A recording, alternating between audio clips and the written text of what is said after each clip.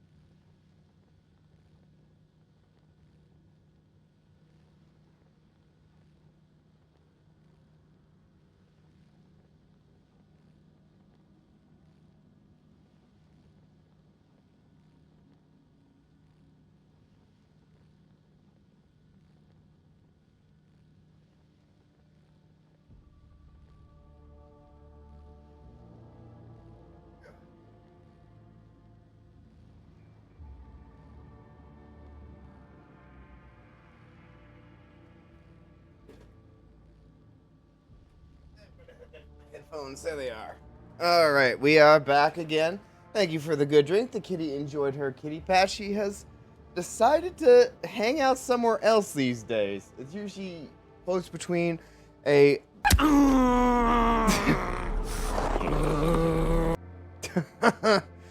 gut punch. Well, that's what the push-ups are going to feel like in a little bit. Thank you for the sake sips. Cheers. Shoot. Oh, yeah, the cat. She usually likes to either hang out on my lazy boy or her lazy boy or a discarded box of beer of some kind. So, but right now she's just hanging out in front of my door. My porch door. I don't know why. She just really likes it there suddenly. It's Pank Pro. Oh, there's 80. We're at 80. Well, we'll get to our push-ups in a little bit. I want to get into the game a little bit first. So, we're in space, the final frontier, and I am not 100% sure where I need to be going. So let's take a look at our, where is our journal? Let's see, Battle Sister's personal request. I thought we did that. Oh, it's checkmarked. Well, don't show me the completed quest. Show me what I have to do.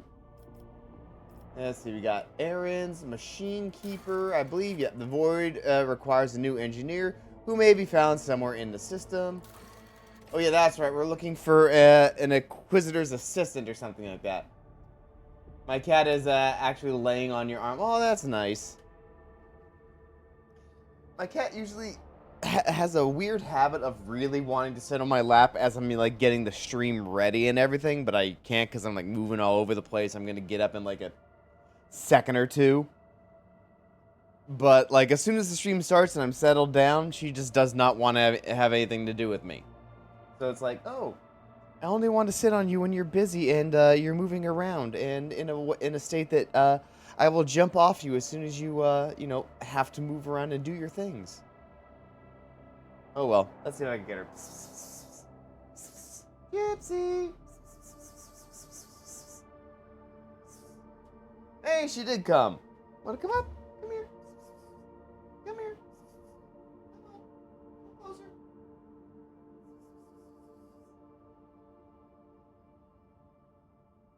She's just out of my reach. As soon as you sit down and have a loaf on me. Oh yeah, my cat's the exact same if I sit on my lazy boy. Then she's just like, no, I have to sit on you now. I will sit on you. I actually slept on my chair the other night, and she just hang out with me most of the night. Come on. Come here. Well, if you a little closer, and I can pick you up. Well, the option is open to you, cat, if you want to come and hang out with me. Anyway, let's see. Yeah, we have to find an inquisitor or an inquisitor's assistant or something like that. Let's see. As a matter of the most important, led the interrogator of the Inquisition, Henrix, whatever, to the Reichard system. The rogue trader's duty as a loyal servant of the Imperium is to find the interrogator and aid him in his mission. And we found our girl, on a weird moon of some kind, and she's super weird and kind of fucked up, but you know what? She's our fucked up person. Okay, the crew losses suffered during the cultist raid can be remedied in Reichard Minoris. And requires a new engineer who may be found. Okay, so we don't know where we're going to find our engineer just yet. But Reichard Minoris is a place that will help us. Majoris, and what are you? We do not know. Scan is required. Can we scan it?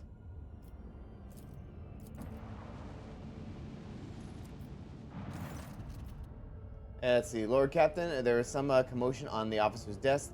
The Lady Navigator has left her quarters and is currently in the war room, where uninitiated crew members are shunning her in terror. Perhaps you should find out what the hell brought Cassia to the deck. Oh, the girl's already causing issues. Let's see what she's up to. I just wanted to scan the system and she's already causing us headaches.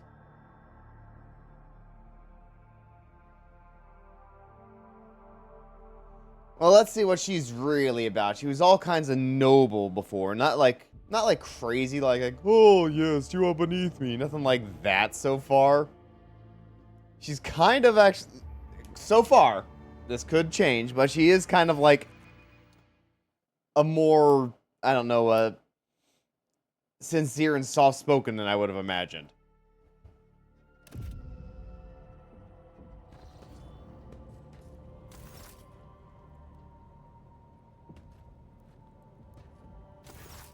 Lord Captain, my apologies. I did not notice your entrance. Let's see. The Lady Navigator is engrossed in perusing dusty tomes which appear to have been neglected by the other officers. They left my shit dirty? Well, there's going to be punishment for that later.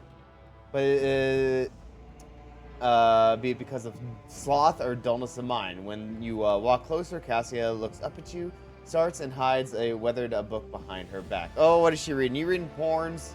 You got some prawn behind you? Let's see. It pleased me to see you adjust into a new life. Alas, title alone is not enough to hold anyone's attention all the time. Point of the book is... we don't want to go with that just yet. We don't want to expose her. What do you think you are doing? I did not give you permission to leave the bridge. Ooh. Well, we're not going to be that level of dick.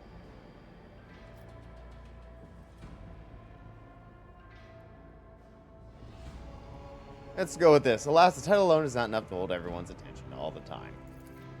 I did not... Please forgive me this regrettable lapse, Lord Captain. There are times when books sweep me up, and I lose myself in their pages and forget about the world's existence. Oh, she's a nerd! Required of me.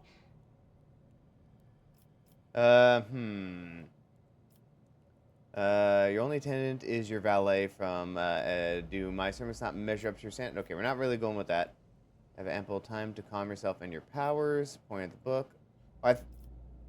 Don't we want to, like, try to calm down, like, everybody who is, like, freaking out by her? Well, let's ask how she's doing. Are you well? One should not underestimate the navigators of house or cellar. Exactly, Lord Captain. Faded. Like a shawl of pale smoke, a faint malaise hangs upon my shoulders, but it will not be the slightest hindrance to my duty to humanity, and my duty to you. Oh, this is good. This is all good. Our Dami mommy here likes to dominate, and she has some strong stats on that part from the, at the moment. She's like, oh, I don't know what to do. Your only attendant is your valet from Urek 5. Do my servants not measure up to your standards? No. It is not that at all, Lord Captain. It is just that Uwe is quite capable of carrying out his duties by himself. He is well accustomed to my whims and preferences. Okay, so he's doing the work up there. You're kind of just wandering around. Let's see. Ooh, perception succeeded. Cassia cringes ever so slightly. Adjusts the adornment on her forehead. Oh, her third eye's freaking out. Then awkwardly hides her clawed fingers in the folds of her clothes. The unnatural appearance of navigators often becomes the topic of gossip among lowly servants and officers alike. It is unsurprising, then, that Cassie prefers the company of one who is used to how she looks. Ah. Well, I guess we can't point that out. Let's see. I hope you have ample time to calm yourself and your powers.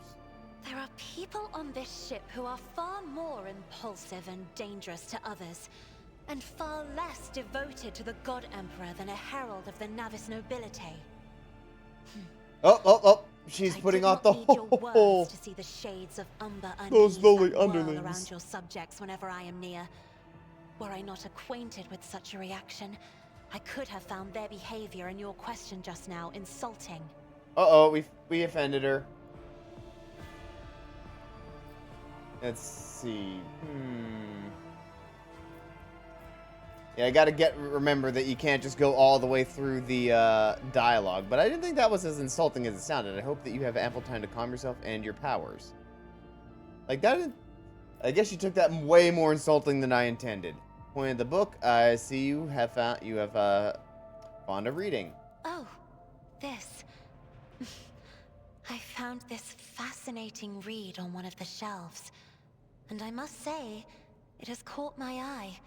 Its every chapter is written in verse. I find it so beautiful and enrapturing.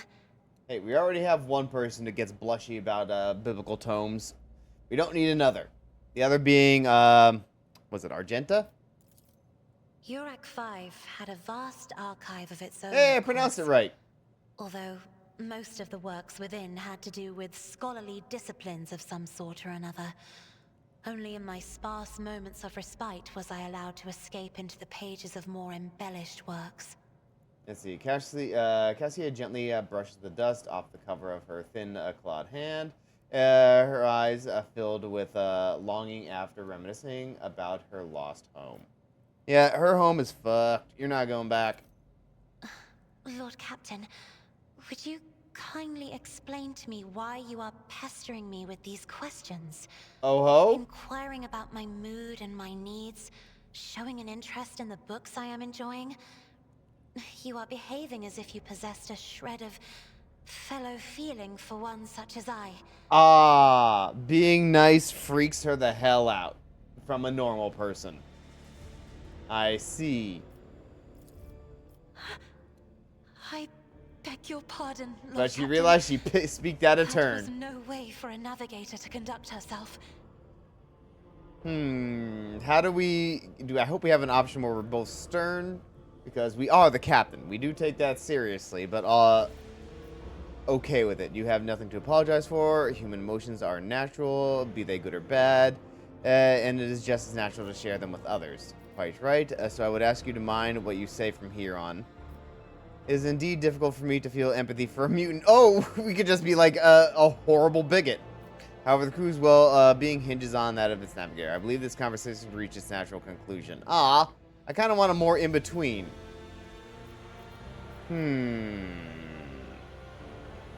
Because we are all about upholding the chain of command. But you know what? We're also horny. Please forgive me.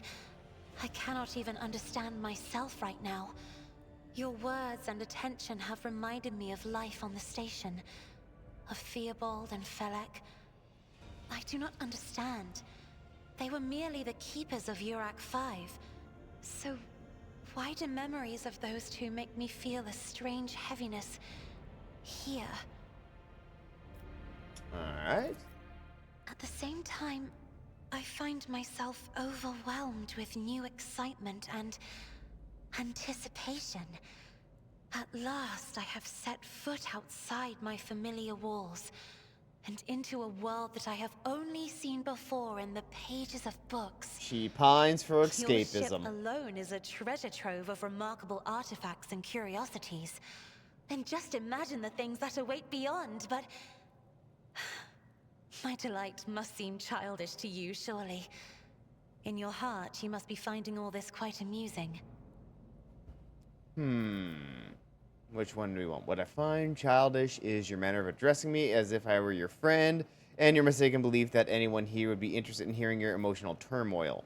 Wow, it's all one extreme or another. Either shut the fuck up, or let's talk and have a bunch of happy conversations. I understand what you're going through. My own life was turned upside down not too long ago. I'm not in the habit of finding amusement at the expense of my people. Well, so far she hasn't been like... Well, she did go crazy. She went crazy as hell last time. But we'll go with this. Indeed. I did not know. That is to say, I could not have known, as it is the first time we are speaking in a circumstance so... private. My word, when I found this place, it was so full of officers. Why did they all leave? Okay, this one's closer to what I want to say. We do not tolerate idlers on this ship. My officers know it well. Get back to fucking work. Then, I must take my leave as well. I am due to inspect the Sanctum Navis after the communion ritual and prepare the chamber for the upcoming warp jump. Thank you for your company. All right, well, there that went. That wasn't too bad. Oh, and I guess we go right back to our... Oh! Hey, level up! What do we get? Oh, this again. I don't know what the best one is, but I don't think it's too hard to fuck up your character, and I do think you can reset things, so we'll see. Characters gain talents that grant passive bonuses and improvements. And these are the recommended ones. Okay, let's see what we got. Whenever an ally uses a heroic act, the ally gains temporary wounds equal to 10% of maximum wounds. Commanding voice, I like that. The range of officers' abilities is increased. Ooh, I like that. You already have this feature. Oh, okay. So we don't have to care about it. Inspiring courage. When the officer targets an ally with an ability for the first time in a round, the ally gains... Ooh, that's pretty good, too. And so far, I'm not having... I like the idea of commanding voice, but, I mean... So far, I haven't had too much trouble with range. See resolve. The officer's resolve increased. An officer targets an ally with an action, ability, or an attack, and that ally's resolve is increased. Oh! We haven't had any problems with that. I like inspiring courage right now.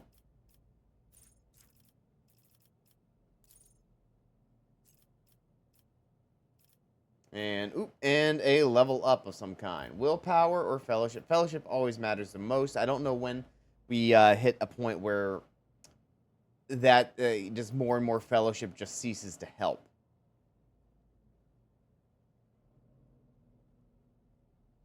Let's see. That would put us... Fellowship. What is it? Cassia.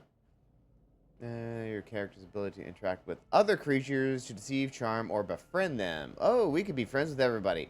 High Fellowship will help a character find a way to approach a gathering of unsociable servants or effortlessly make them deal with treacherous merchants. Ah, okay. What is our currently at? Ooh, Cassia likes us. What about this? Or is this what they have? Makes sense for her willpower to be up there because she's in. Yep, make sure. Yeah, our magic folks have high willpower. Characters value. Okay, we'll go with fellowship for now.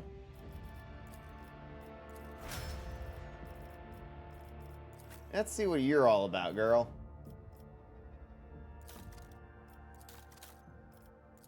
Oh, we gotta level up you quite a bit.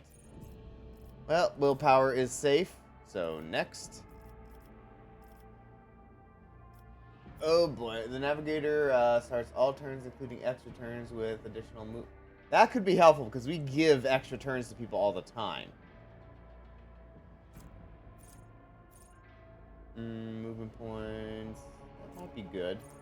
Whenever an ally in combat gains an extra turn. Ooh. Navigator gains.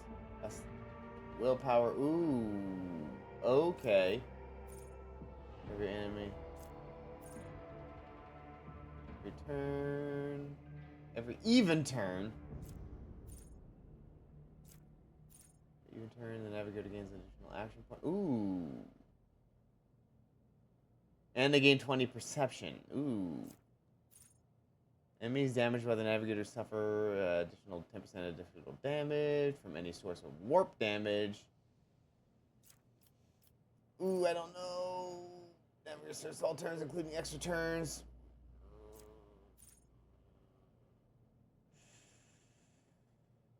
You know what? That could, I'm going to go with this one. And what about you? Inspiring courage. Oh, wait, hold on. Oh, she gets this stuff too.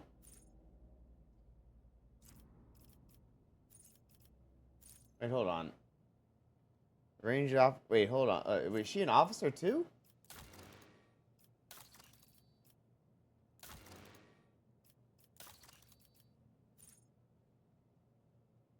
Well, we'll go with the commanding voice for her, actually, then.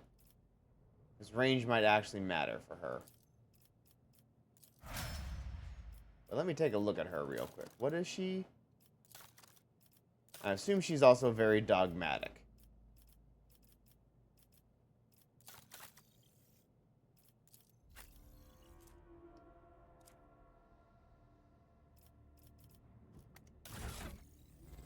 Also, we better take a look at her stuff. Do we have anything better for her? She's got a plasma rifle. Okay, the staff is about the same. Oh, Sanctioned Shiker. Okay, so she doesn't get this. That's for her. That's for this girl right here. Psychic staff. Except she already has one. Okay, well.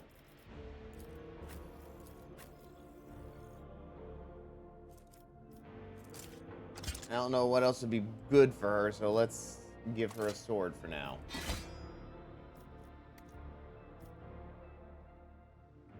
Wait, is that the good sword? No, it is just a sword.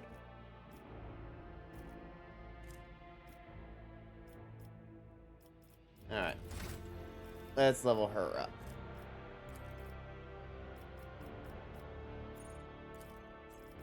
Is ballistic skill or agility the best for her right now?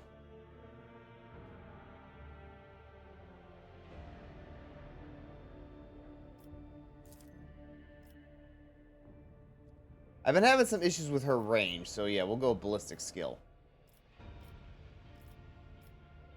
A dash. You are about to open fire. Soldier and their allies will automatically dodge. Oh!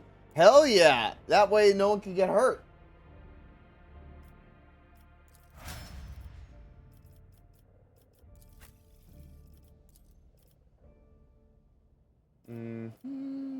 Okay, so yeah. Wait, we already have Endure, Reckless Strike. Where's next melee strike gains? Armor protection. Okay. Every enemy who survives an attack and by this ability will attack the warrior in return. Okay, so this is a tank ability.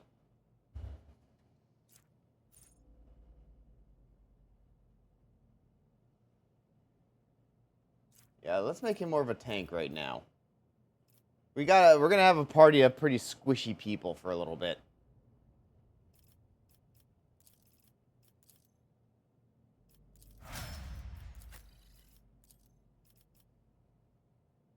Instant explosion? Oh, exposure, excuse me. Oh, we can't make that her thing. Oh, we already had that feature. Fresh target. Whenever the operative attacks an enemy that is at full wounds, the attack deals extra damage. Whenever the operative triggers an exploit on an enemy, the operative gains... Oh, okay. Yeah, we're going with that one. Hands down. Because we're using her a lot for debuffs. And I guess perception. Alright, everybody leveled up. Now, where do we go? I guess we have to walk back to the bridge.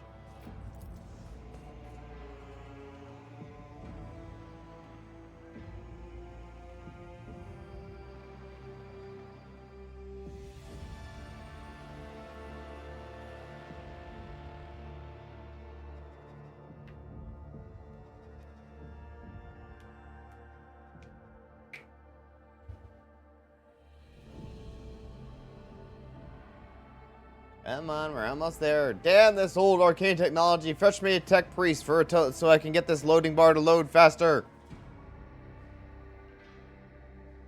I can't wait till we get a tech priest. Oh my god, I'm so excited for them.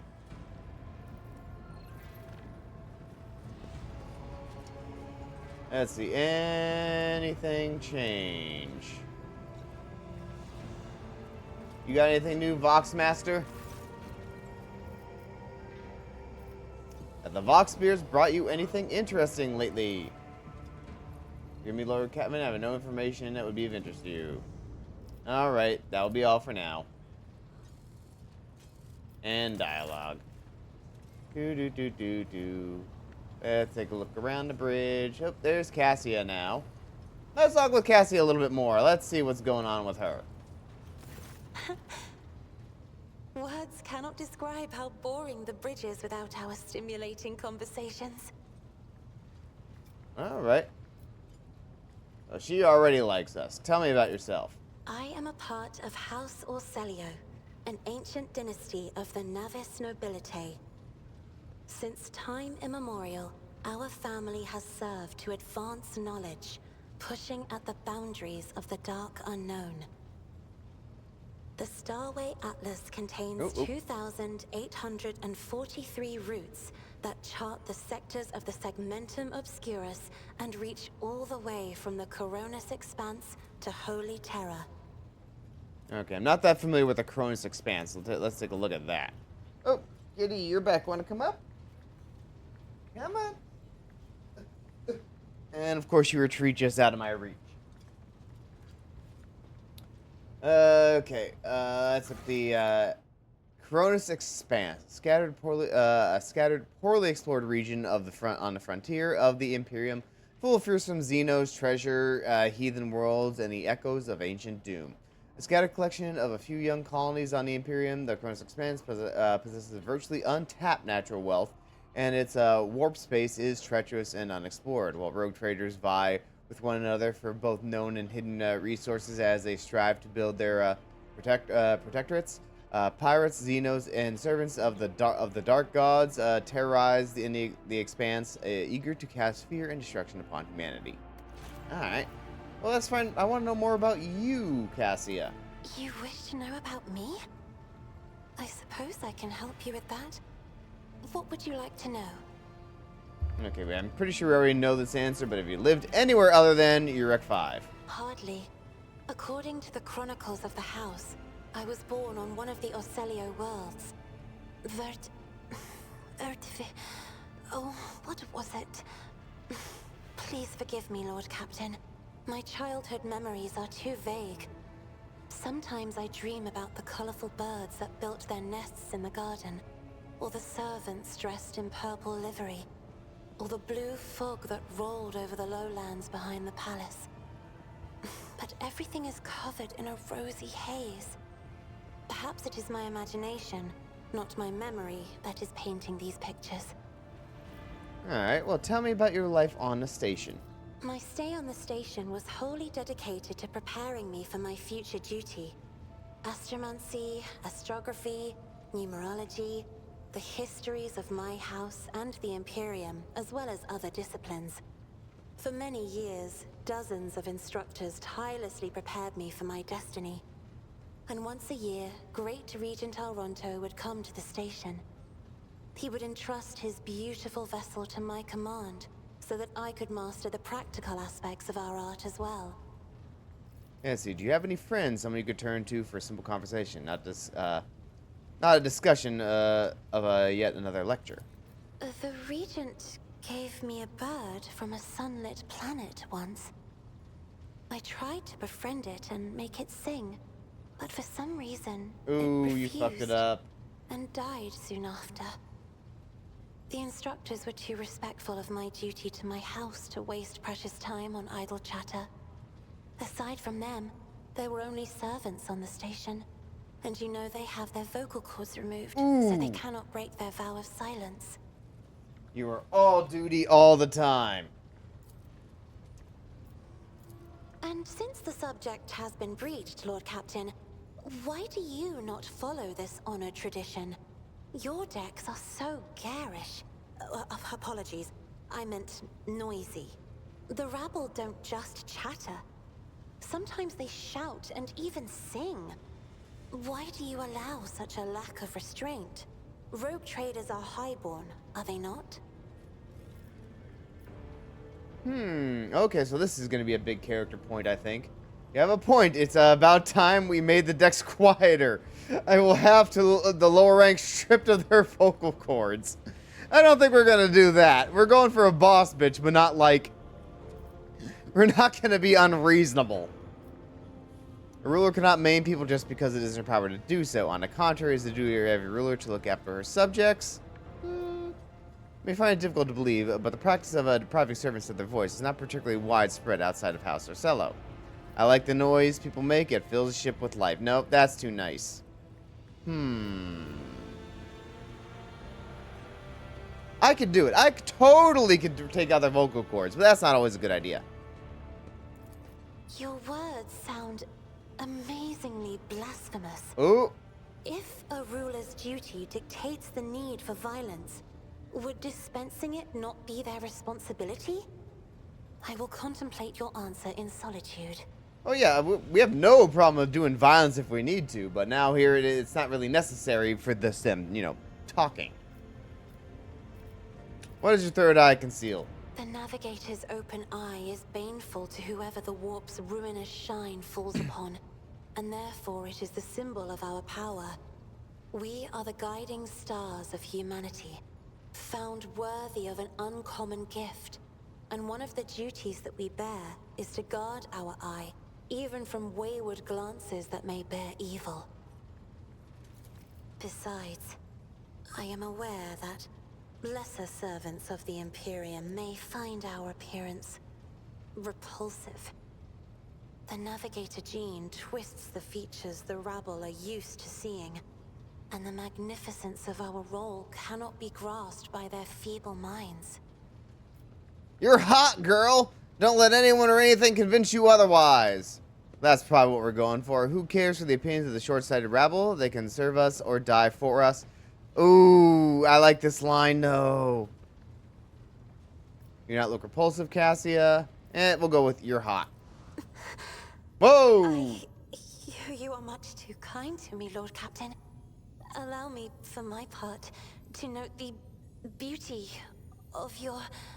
Oh, she's splooshin' right now. Yes, your shoulders. Pray let us change the subject. What does it feel like to guide a vessel through the warp? It may be difficult to describe.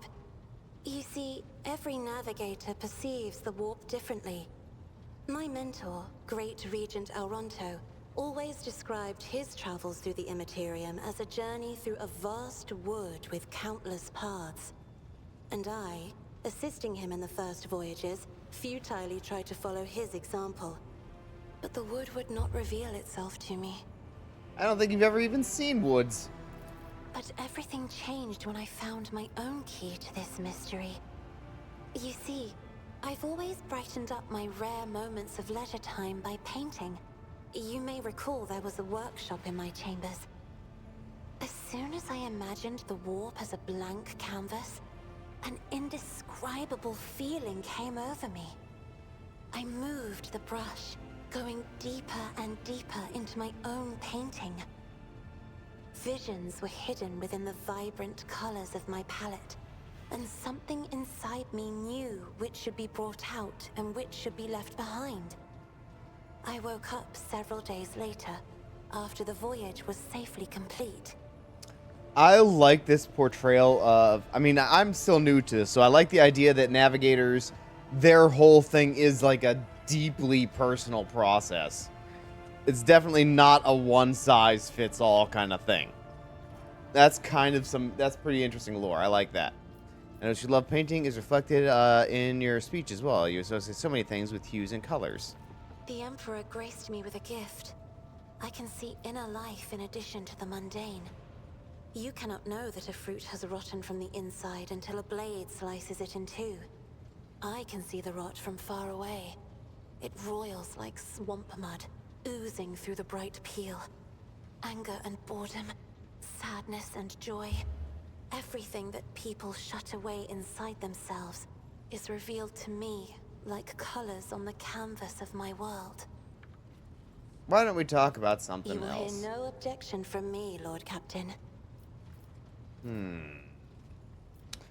Tell me about your house. As the only voice of our family on this vessel, it is an honor.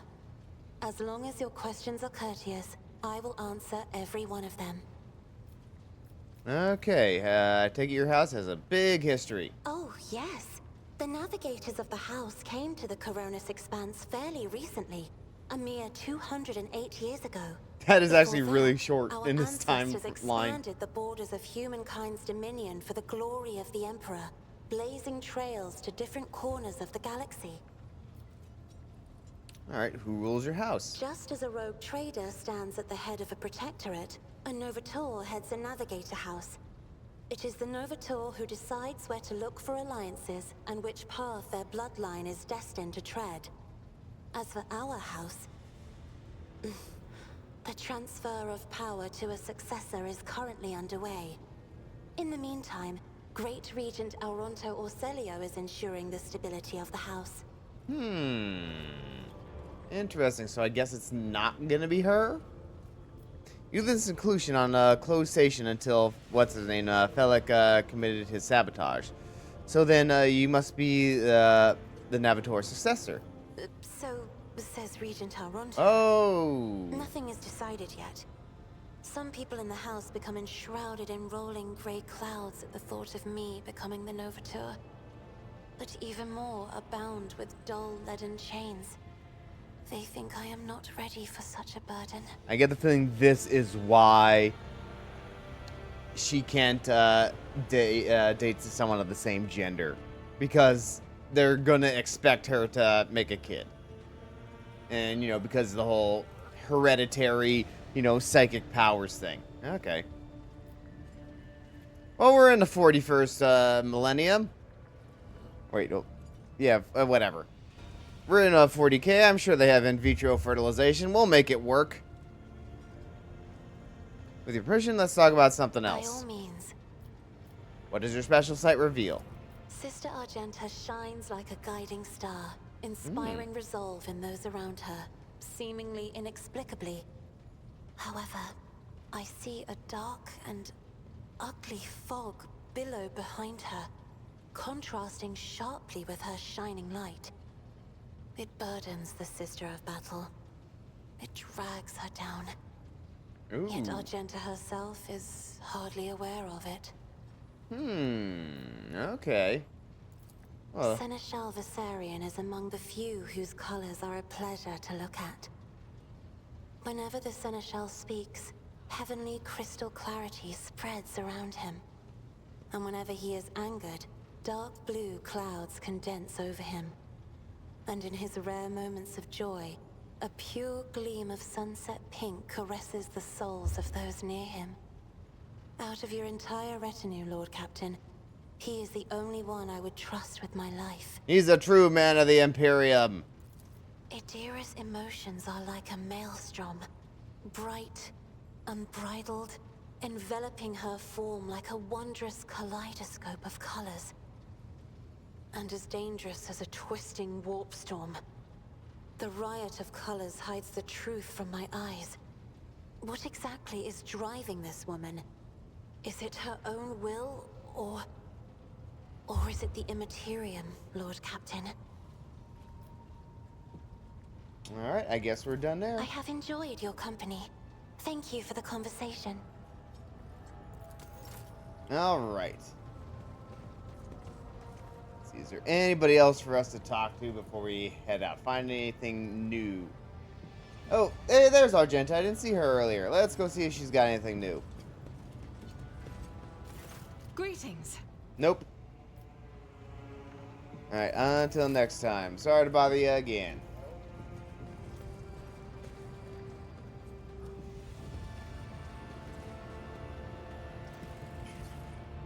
Okay, Abelard. Let's see, Abelard. Lord Captain. No, you're not calling us by our first name. That's not how Lord this Captain. works. Yeah, let's see if Idira here has something. Nope, nothing new. Of course. Always. Are we missing anybody? Have I failed to talk to somebody? Ah. Okay, I guess we can go back to what we were doing. Let's take a look at the map.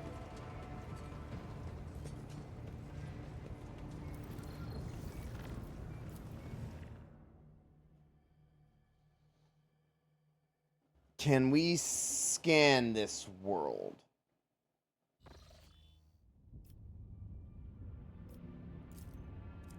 Quest. Let's see. Visit the prison planetoid. Oh! That's a major thing.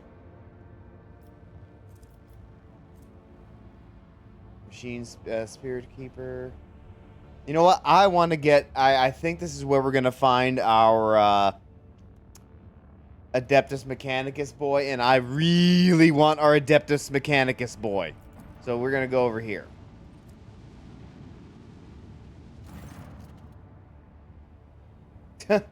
Another one. Let's see. It's pandemonium outside the bridge gate. One of the officers seems to be demanding an audience with you in person. Demanding? I think I hear Master Syrian's voice. In any case, I wanted you to warn you in advance. Got it. Now who do we got to deal with?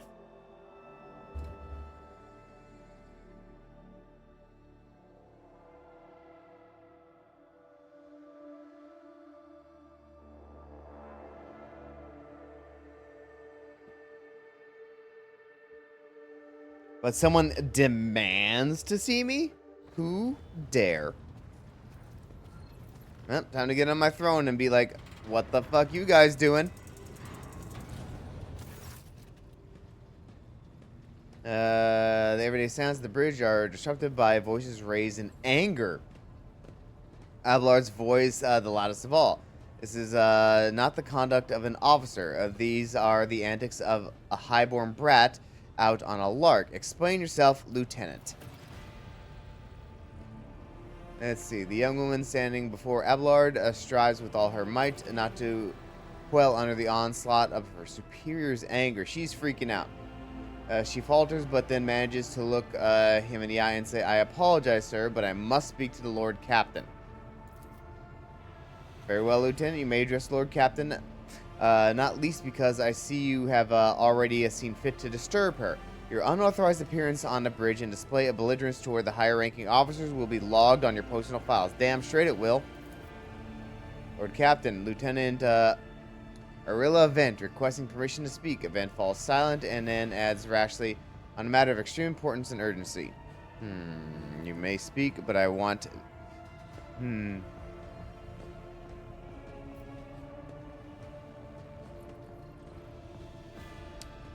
Well, let's see. I will listen when I...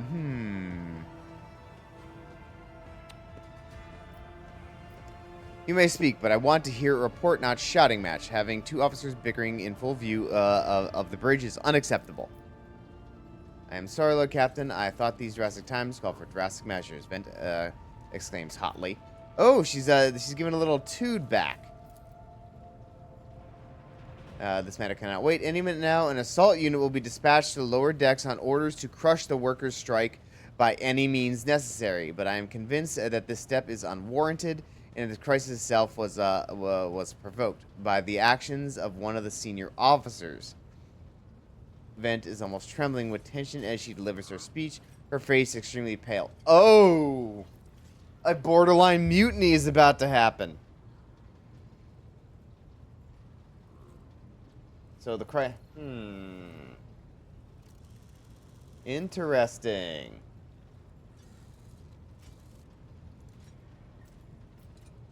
Okay, so you're saying where there's a worker strike going on, which we would send people down there to shoot the hell out of you guys.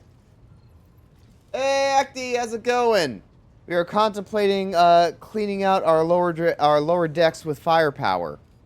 Because they are on a worker strike, and we do not do that in the Imperium. Let's see. Their actions may have been provoked, though.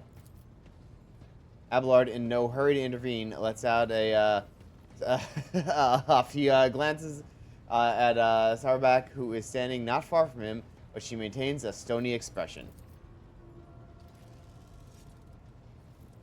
Yeah, pretty much, but we'll see how this is going. This one is saying it's not really a mutiny, it's some kind of like weird thing going on with the superior officer. So we shall see, and the culprits shall be dealt with timely. I urge you to investigate the actions of Seneschal, Syrian, and to intervene in what's happening on the lower decks, because very soon we will have a mutiny or a massacre on our hands.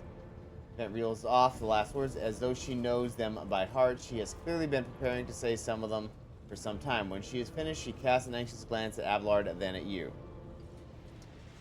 There's an insurrection in the making aboard my ship, and no one has informed me. How did all this start? Let's see. Where does Seneschal Wasirian come into this? Well, yeah. How come this is the first I'm hearing about this? You gotta love a good reason to shoot people in Warhammer. We may have a very good reason in a few minutes. Let's see. I would not deem it a problem worthy of rogue traders' attention. Lower decks, as it so happens, are in revolt. 30-some years ago, we even had a revolutionary leader rise up who dared to establish workers' rules across the entire ship. It took a month to restore order, but even 8 years later, we were still battering rumors of the hero had survived his execution. It was on the verge of gathering people to fight against tyranny once more. I really do like the idea that one of these ships is its own little world. Needless to say, the rumors were baseless, and the current situation we have sufficient enforcers to deal with it. Well, the problem with that is we're already kind of low on dudes. But on the ship, the word of Lord Captain carries more weight than the salvo of from 100 bolters. I am sure that if the rogue trader addresses the malcontents directly, she will quell the unrest. Okay, now I'm suspicious. Because it's like, hey, are you just trying to get me down there? Just popped in to say hi. I have to go. Sorry. Well, thank you very much, and thank you for dropping by. Enjoy whatever you gotta be doing. And whenever you return, we may or may not have a lot more blood on our hands. But we'll wait and see. But yeah, I'm suspicious now. You want me to show up in person? Are you just trying to get me to a point where you could assassinate me?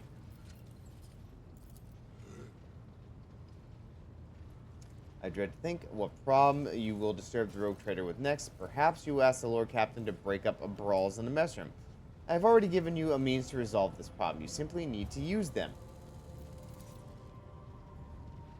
I have to put my truck back together before tomorrow and the engine... Yeah, that seems important. Well... It seems like dire and not at all entertaining, but I hope you get some I hope you're a gearhead and get some enjoyment out of it. If I may, your ladyship, sending a hit squad to crush the rebellion is a means of ignoring the problem, not solving it. How did all this start? Oh, that's not the one we want. No, well. I shall explain. Abelard intones grimly. I beg your hurry, time is running out. I will not hurry since my competence is under scrutiny. I shall speak for as long as I see fit. There is an established order to the way of things are done on this ship, and one of the pillars of that system is that the rogue trader's attention is not distracted by trivial matters. It is the Seneschal's role to ensure that. I have always handled internal problems myself, so, of course, when I received information about cultists hiding in the lower decks, I took the matter in hand. So long as I live, not one of the vermin who murdered Theodora we shall find refuge on her ship.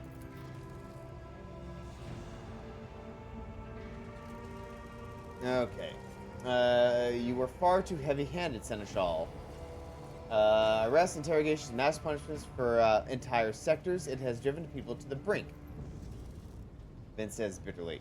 Now, there is a strike on the lower decks, in Depot 4, to be precise. 3 worker clans are involved, but many more are passively supporting them. This reign could degenerate into an all-out insurrection, but when I report my concerns, the only response I received was an order to dispatch an assault unit and crush the strike with maximum force. Well, that is how we do with things in the Imperium. How the heck did all this start? This situation can boil over at any minute, so I'll give you the condensed version. It all began when the enforcers found a cultist amulet on the body of someone who was killed in a drunken brawl. Reported to the chain immediately, arranged for the cleansing rites to be performed, and open an investigation. No heretics have been found alive, but the search has brought tensions between enforcers and workers to a head. What do you have to say about this, Abelard? I see no need to add anything. I acted within remnant of my authority, guided exclusively by the best interactions of your protectorate and your personal safety. If you wish to confirm the rectitude of my actions for yourself, I have no objections. Oh boy. For my part, I urge Lord Captain to go down to the lower decks, stop the assault unit, and speak directly to the people. You will see they are not lying or harboring heretics. That way you will stop uprising before it begins. What is Depot 4? It's one of the poorest sectors of the lower decks. Oh, I like that there is such a... even on a spaceship like this, there is definitely, class division. It is home to clans of general laborers. They are not as valuable to the ship as the families who have served in specialized systems for generations. They are easily replaceable resource, and one which is now more besides given succor to cultists and minions of the arch enemy. Ooh. I see.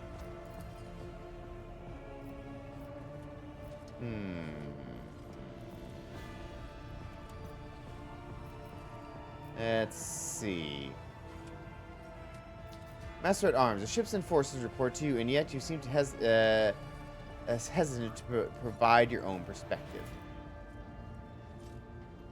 Oh, Captain, unlike Lieutenant Vent, I respect the chain of command and realize that this is not within my right to challenge my superiors.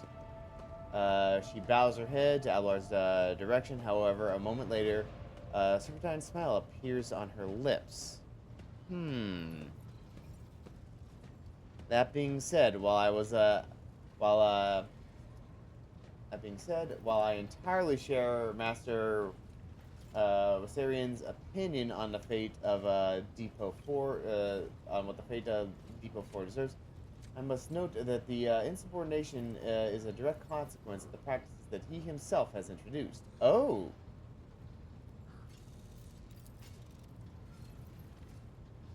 Sauerback, I see you have decided to follow Lieutenant's example after all. Such behavior does you no credit.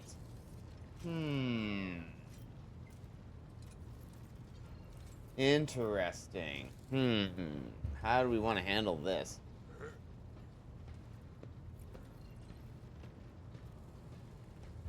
Explain yourself.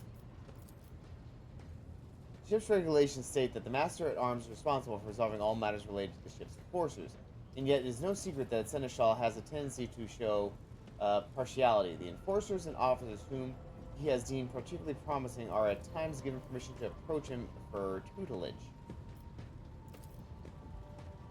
I cannot deny Master Wasarian's experience and insight. The Seneschal has a record of fostering students who have indeed achieved much of and demonstrated impeccable performance. However, extending such patronage over the head of their immediate superior encourages disregard for hierarchy among your ladyship's servants. Today, an enforcer goes to the Seneschal to report order from the Master at Arms that they happen to disagree with. Oh, tomorrow they will go to the Lord Captain to reject the Seneschal's orders. And notice a pattern of these actions. Oh, okay. So he's accidentally encouraging people to go over her head.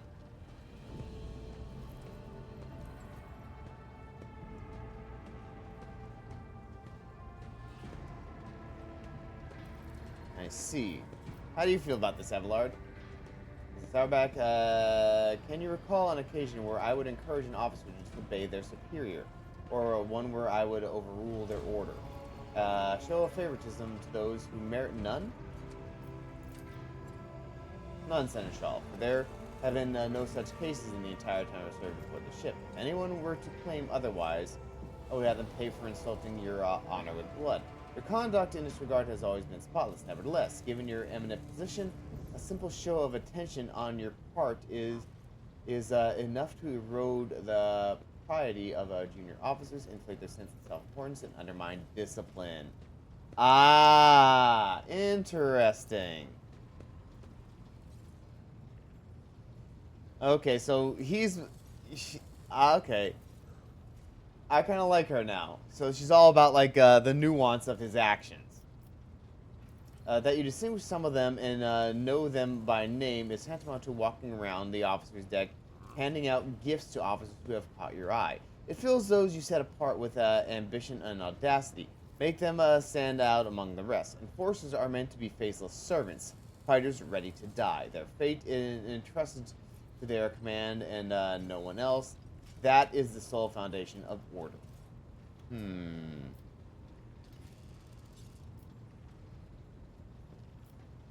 Lieutenant Vint, would you say the Seneschal has signaled you out from your peers in any way?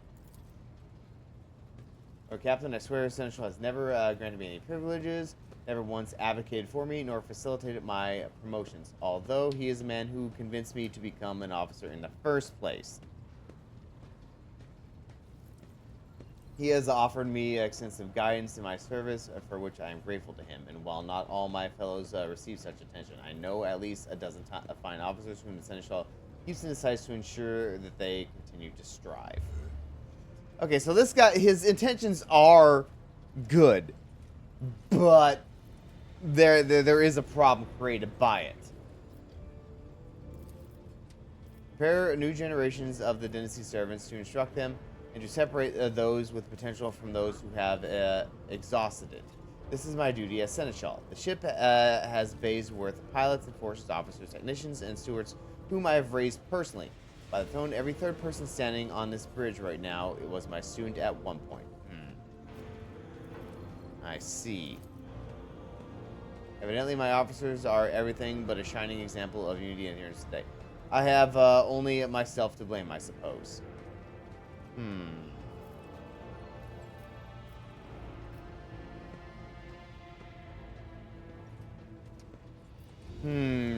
Okay, so this is, let's see, I've heard enough. I will go down to lower decks and deal with the problem personally.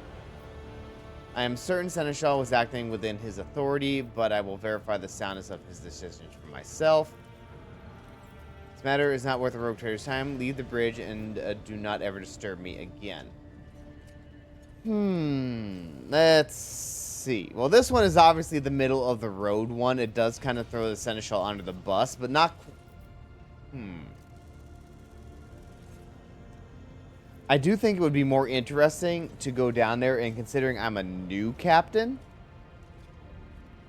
I feel like an initial appearance would be okay, even though that would be, like, that might set the precedence that we're going to do that all the time.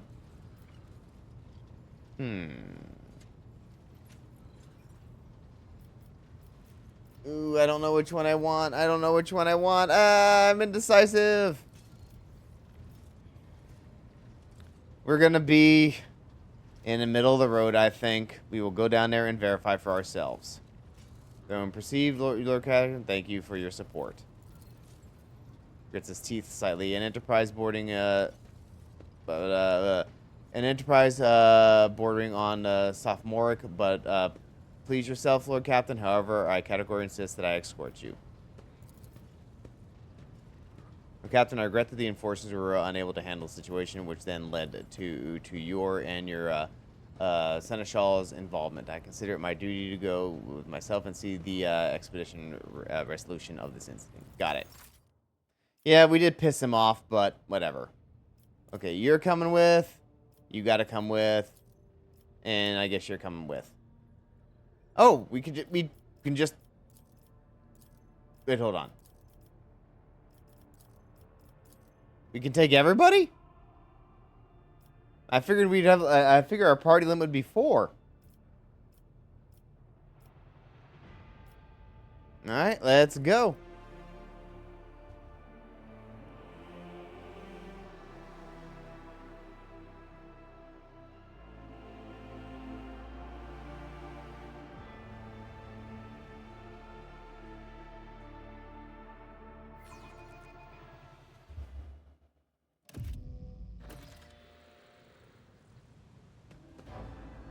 Also, I wanted to come down here because one thing I don't like about like certain decisions in games is that I feel if we just sent the hit squad down here, we'd be losing content. So that's kind of annoying. Follow my lead.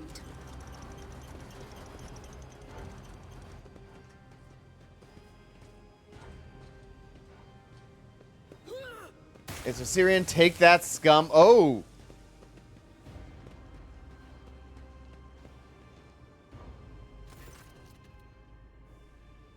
Let's see. Abelard reflexively wipes his sweat from his brow in a startling, humane gesture and a telling one. A rare moment where he allows his age and weariness to show through his armor, like veneer of self-assurance. Lower decks are a source of endless problems. Sometimes I clearly regret that we cannot replace all the locals with servitors. Ah!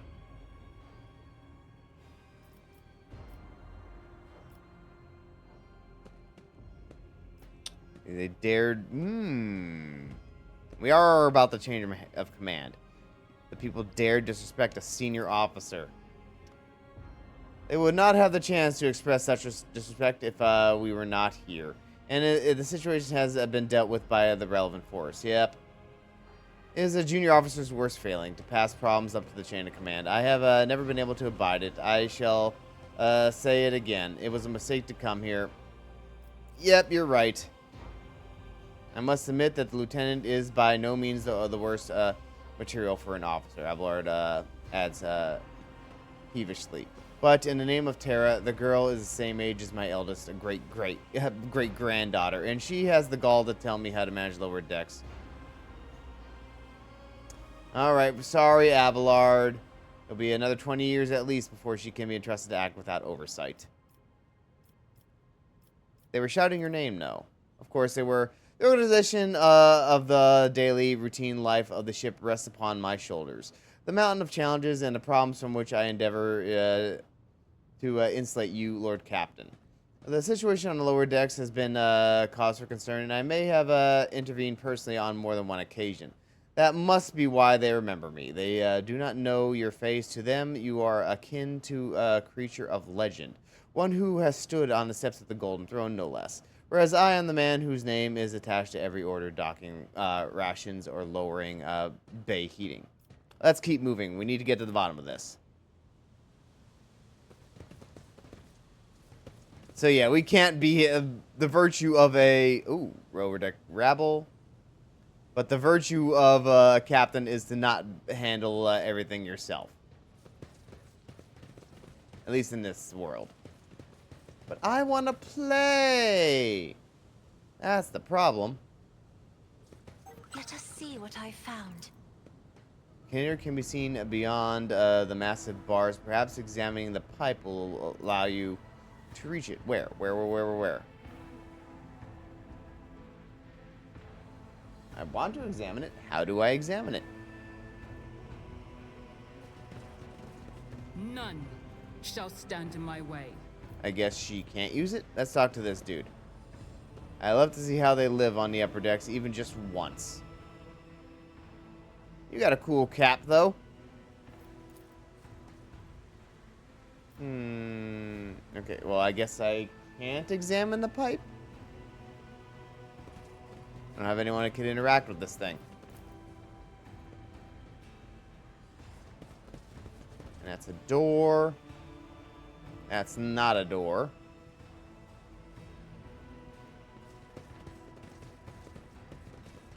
I still do not see our purpose in coming here. Okay, Relax, old man. Going for a stroll on the lower decks every once in a while is good for you. Lets you see how the simple folk live. It's about time. what's over here? How big is this place?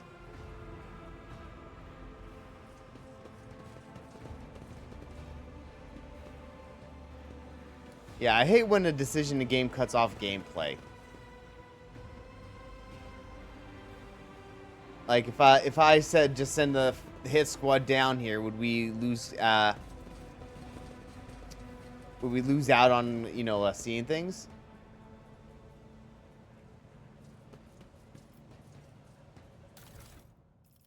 What are you? Machine right set. Left. What are you? Inside the box, ring a letter, blah, blah, blah, blah, family from generations. Okay.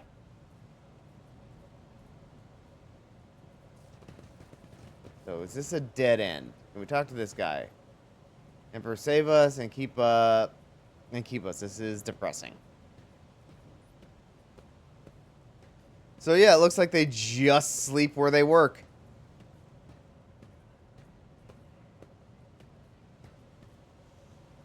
Victory awaits.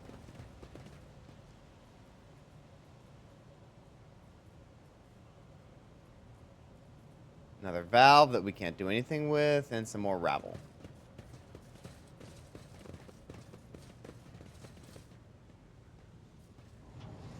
Oh, I guess we closed the door.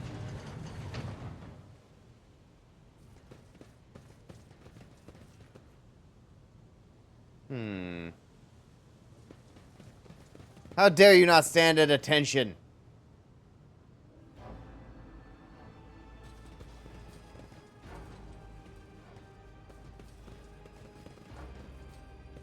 What are you? Huge pipes. The arteries of the ship run through many bays, delivering ice, water, blah, blah, blah, air. But let's see how they live on the upper decks. Okay, the same thing.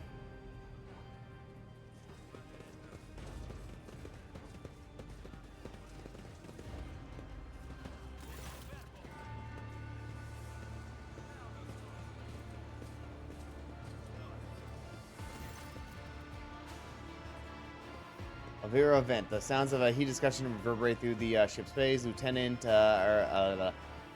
Elvira vent of the ship's enforcers is barring the path of her superior master-at-arms, who has arrived clad in armor. Judging by their expression and tone, the standoff has dragged on for some time already.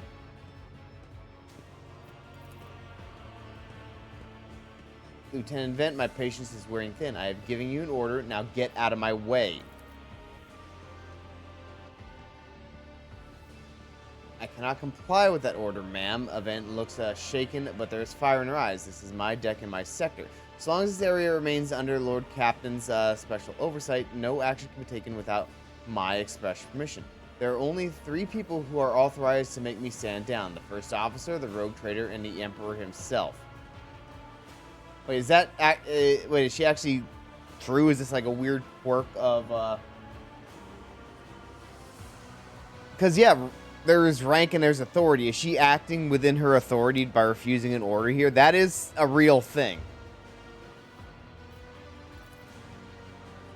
So not all my lessons fall on deaf ears. Ah, yeah, he's right. He, okay. I think he's referring to her.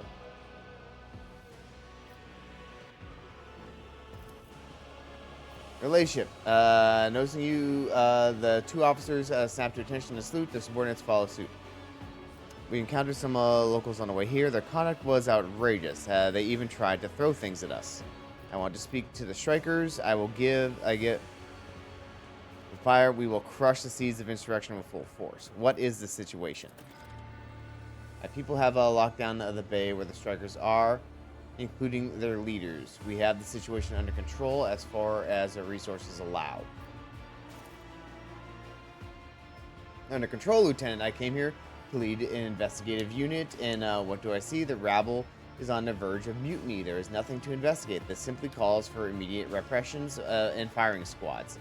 And you, Vent, are step away from facing charge yourself.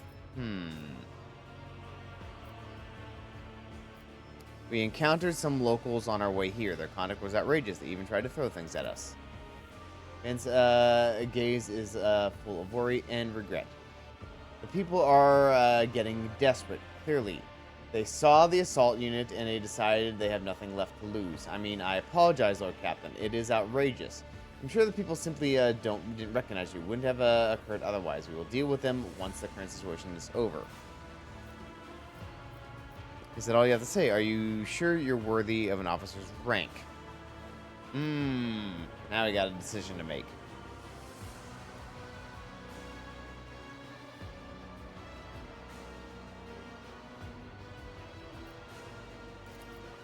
Yeah. For a split second, Event freezes in fear, but she pulls herself together, straightens and clips out. Forgive me, Lord Captain, I will take steps to ensure such a thing does not happen again. Okay. I want to speak to these strikers, but let's save it. Yep, that's not what he wanted to hear. Right, you are, Lord Captain. Allow me to wish you good luck. He is not happy about that, but I wanted to go see the strikers. I won't tolerate weakness.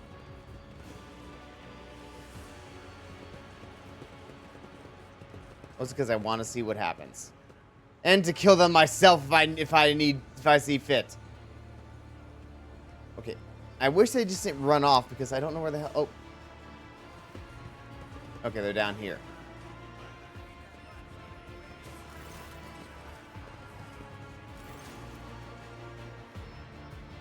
A dozen pairs of eyes stare apprehensively at you. The people before you are typical habits of lower decks. That you take their simple clothing. Blah, blah, blah. Okay, that's what they look like. They're gross.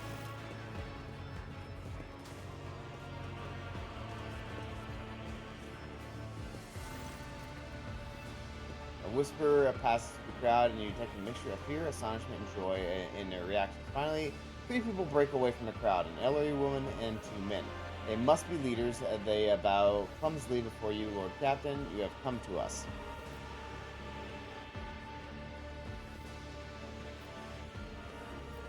We were attacked on the way here. How do you explain that? Here's an explanation for you. The people here have been pushed to the limit. They are now lashing out. As if we don't know why these top deck units are being sent down here. Like that one there that the lieutenant won't let past. Our plans are all inside the bay that's been sealed off, and the lower decks are big. I'm sure there are some people who have just had enough. We're getting it all. We're getting it from all sides. Soldiers have encircled the ones who've risen up. A death squad has just arrived. It is no wonder folks are lashing out. Their words seem sincere to you. Their body language and their glances traded between them reveal that the news of the attack has shocked them.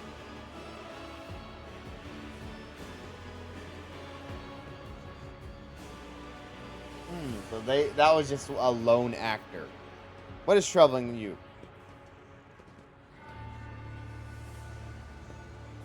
Striking? That's news to us, your ladyship, says a tall, thin man in work. All we're doing is asking questions, saying what we think. Old man, shut up, a rivet, snaps the old woman, who turns her hostile dark eyes on you. Here's the deal, your ladyship. Your damned forces are all over us down here. They say they're looking for cultists, wrong word, and they're reaching for their batons. If they want to punish someone, then they turn off the... hold on. If they want to punish someone, they turn off the heating to the whole base for a week at a time, and we get sick and freeze. In my clan, 2 little ones died from inflammation in their lungs, all because of the enforcers. The woman spits on the floor and rubs at the spittle with the toes of her worn-out shoe. Archie does not interrupt the workers, but you see the sadness well in her eyes when the children's deaths are mentioned. She quietly whispers a Wecker prayer and makes a sign over herself. Ah, so that's her thing. She has a soft spot for the suffering of kids.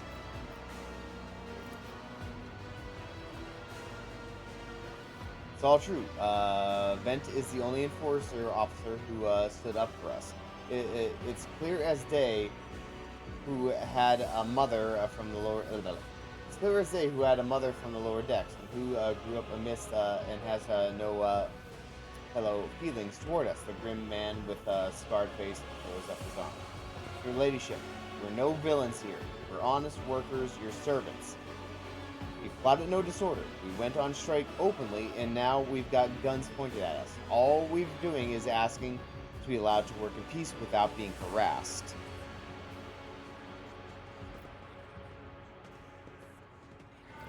Well, we're not changing anything, but let's see. The persecution started apropos for nothing, you say. I was told that one of you found a possession of a cultist amulet, and there are heretics hiding here. Cultist amulet. What the? The he god they found on the dead drunkard.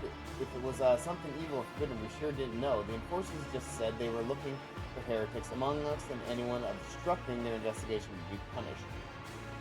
But now there could be heretics here.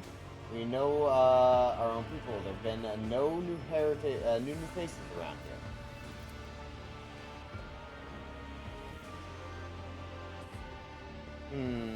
I bet Rivet here is a heretic. And as for this amulet, or whatever it is, they took it off a dead body. There are no cultists still breathing in. Okay, that doesn't... I'm not buying that part.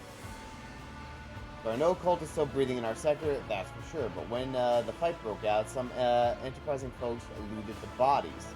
The boots they came back with. Nobody's ever tread these decks in boots so fine.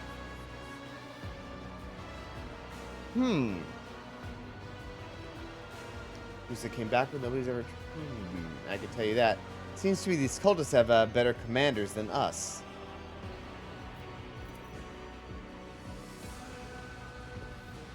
Oh yeah, those boots really were fine, and there was no harm in taking them, right?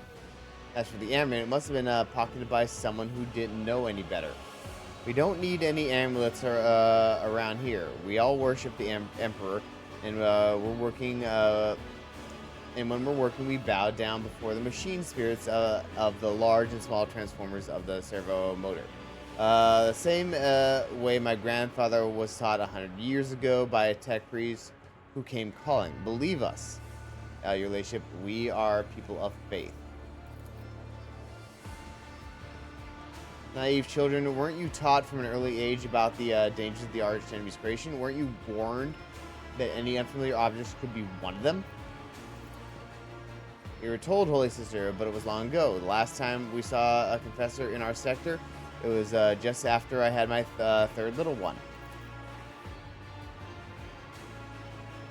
That is regrettable, but you cannot lay the burden of leading a righteous life on the shoulders of the Holy Fathers. Who will you blame when the beasts crawl out of those amulets you stole from the heretics? The Holy Father who was not there, or the scavenger who brought evil down on himself and his neighbors? What do you have to say, Abelard? I authorize use of all the necessary measures to locate Chaos worshippers hiding in the sector. The specific steps taken by the officers were not reported to me. Abelard frowns, clearly disgruntled at having to explain himself in the workers' presence. Yeah, nevertheless, I'm certain that their actions were justified. Cultists are no drunken secret. They are the enemy and a threat to the ship. Neutralizing them demands decisive action.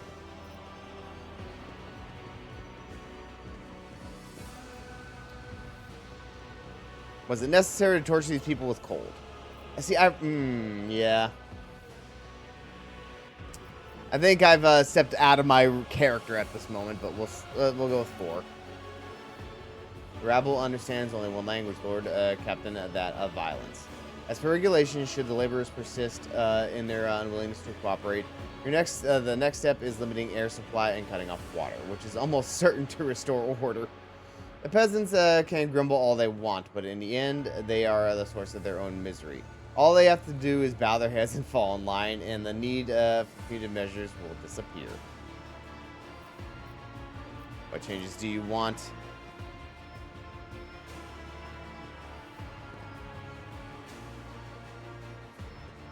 Yeah, we have certainly stepped out of our character. Would you look at that? The exalted Lord Captain herself is asking us bilge rats what we want. Well, here's what.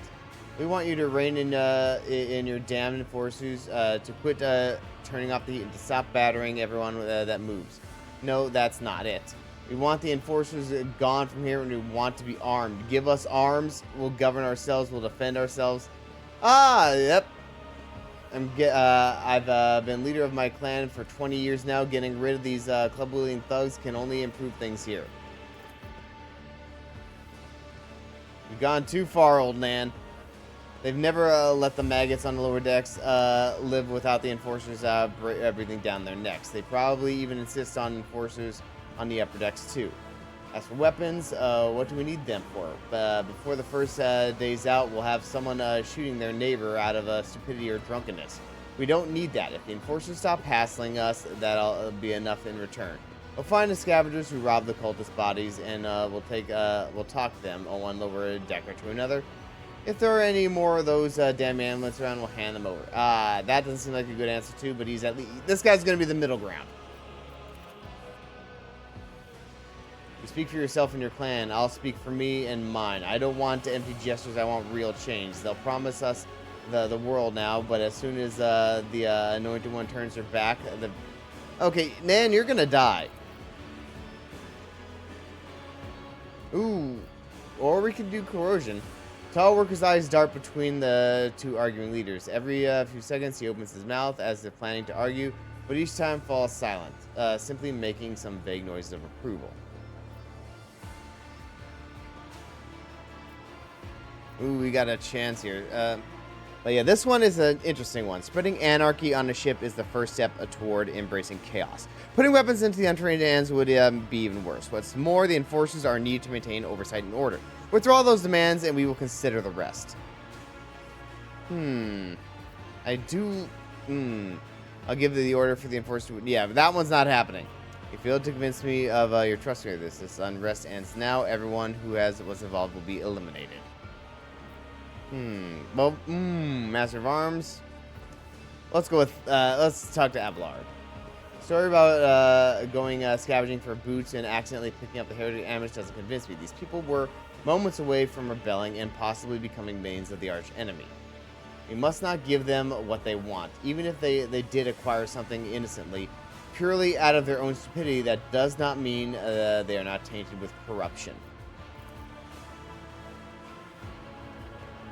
What begins as petty thievery can turn into far graver problems. I've seen it before. Abelard's face darkens momentarily.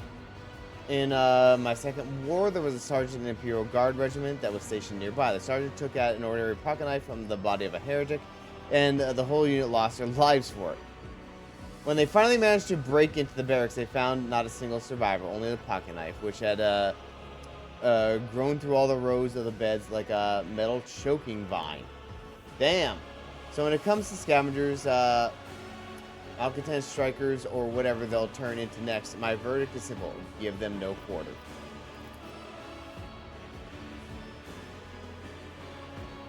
Give the rabble grox. And they will take an an angry they will take an angry world, Lord Captain. They only understand brute force and will interrupt any concession as a sign of weakness. Giving them weapons and recalling the enforcers would be folly. It would only be a matter of time before we had a full-scale mutiny on our hands. Yeah, no kidding.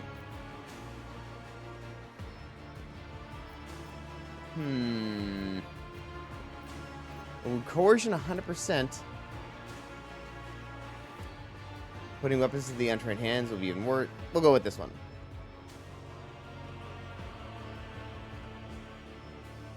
Yeah, withdraw your commands and we will consider the rest. Of course, succeed to the tall worker. They call rivet shrugs and cast a sidelong look at the old woman. Old Nan, listen. The Lord Captain herself has come down to us and is offering concessions. And I don't know a single person in the whole who's ever stood next in the whole depot bay who's ever stood next to the rogue trader. Let alone talk to them. Back down. Now's no time to be a severed-own crone. Listen to us, old man. The three clans of Depot 4 ought to act as one. We've made up our minds. It is your turn to decide. Don't ask them to disband the enforcers or give us weapons. We don't need any of that. This is with dissatisfaction. You two are ganging up on me. Is that it? So brave you are against an old woman, but I'll shut you up. I will indeed. I won't go against two clans on my own. If you want to make peace with the enforcers, make your peace.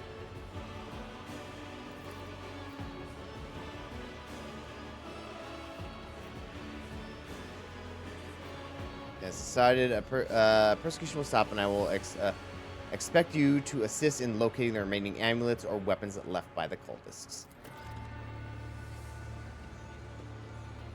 Oh, removed cargo. Relationship, thank you. You have not abandoned us, lower deckers. You came yourself and settled everything. I told my grandchildren about this. Force relationship will root out any nasty business faster than the enforcers. All right.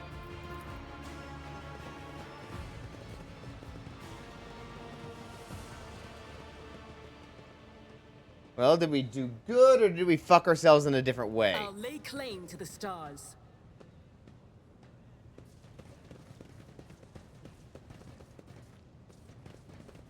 I'm surprised it just, that's not where it ended. Is there anything else to go on down here? Which is where the start of the issue is. Okay.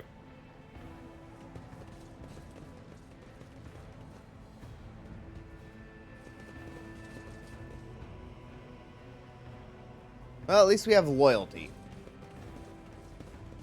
Although my headcanon is that we mostly did this simply because we were really low on personnel.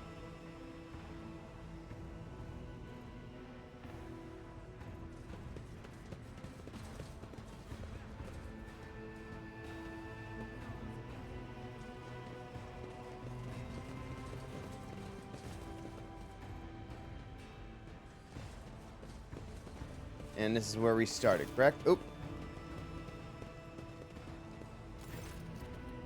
Stopping unexpectedly, Abelard imperiously dismisses the unit to stand at a distance and addresses you and your companions. I have an urgent matter to discuss, Lord Cap. Please give us a moment. Looks at you, and his last visions of restraint vanish. Well, are you pleased with your investigation, Lord Captain? You kowtowed to the disloyal rabble. You believed their lies and showed them leniency. Next time the ship is attacked by cultists, the rabble will welcome them in with open arms and allow them to wreak whatever havoc they have because they see you as a weak leader. Yeah, I kind of figured that might be something to worry about. Is that how you see your future of the helm of the Von blah blah blah?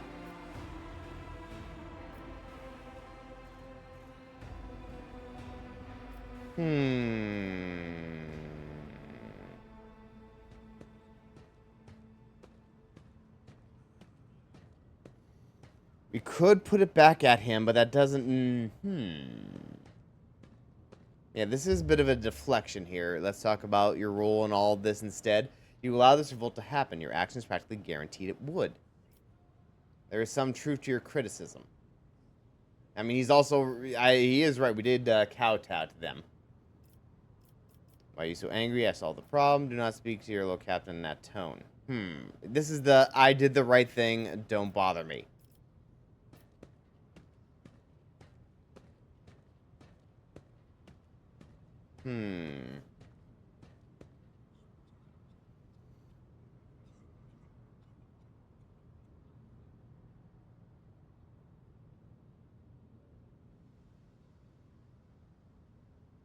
Yeah, we'll do this.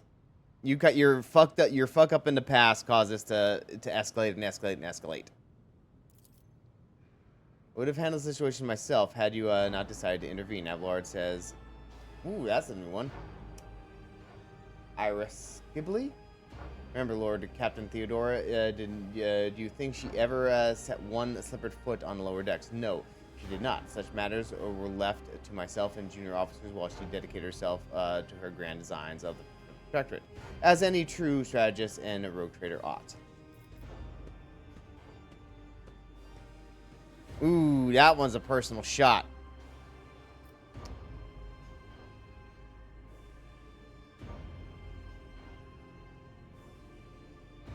I would only be too willing to trust in my seneschal and not fill my head with such matters. But the situation has spiraled out of your control, Abelard. Ooh, I like that one.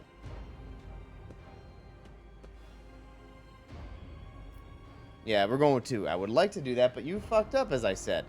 And it spiraled out of control. Face relaxes slightly. You're right. At least as concerns junior officers making complaints directly to you. And I lost my temper, Lord Captain. I believe I ought to explain myself. Navarro speaks slowly, the words not coming easily to him. The prosperity of the von Valencia's protectorate is not just an empty phrase to me. I left the Imperial Navy for a chance to see it flourish. It was the most monumental decision of my life. I did it because I saw Lord Captain Theodore's deeds in the sign of true greatness. Rogue traders do not simply forge new routes and capture wars. They create order and the anarchy. The creative impulse was entirely lacking during my time in the military. So I left behind everything I had known, everything my family had known. I came from a long line of officers, and I embarked upon this incredibly reckless venture.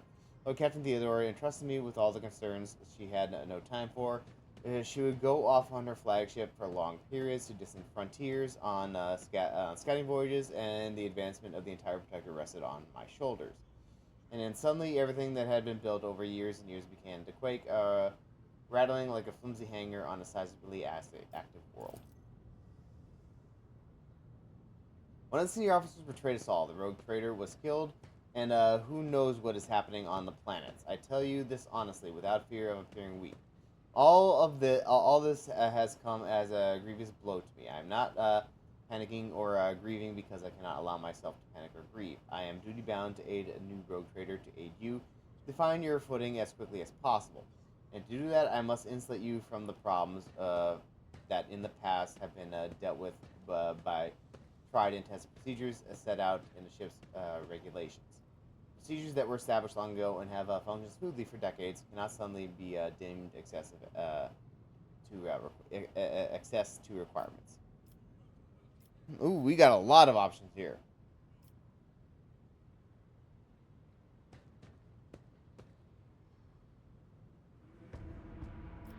Let's see. I've seen plenty of sentiment and handwriting in recent days, but very little competence. I have no plans to rely on your judgment or your tried and true. Okay, that one's just like that's the shut the fuck up kind.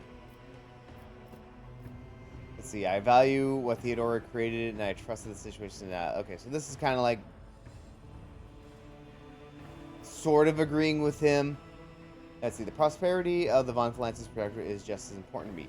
You're the only person who has a comprehensive knowledge of how things are run on the ship. I think in the future I will follow your recommendations. Okay, saying that he was right. I understand, but you need to learn how to respect me as your Lord Captain Rogue Trader. Accept it and start living in a new world. A world where Theodora is gone and where you and I have new decisions to make. I like that. I like number 2 best, but let's see. Theodora trusted in established procedures, and she died. I will not make the same mistake. If you want to keep building a future of the Von Blaser Protectorate, stop living in the past. Okay, so this is the same thing, but harsher.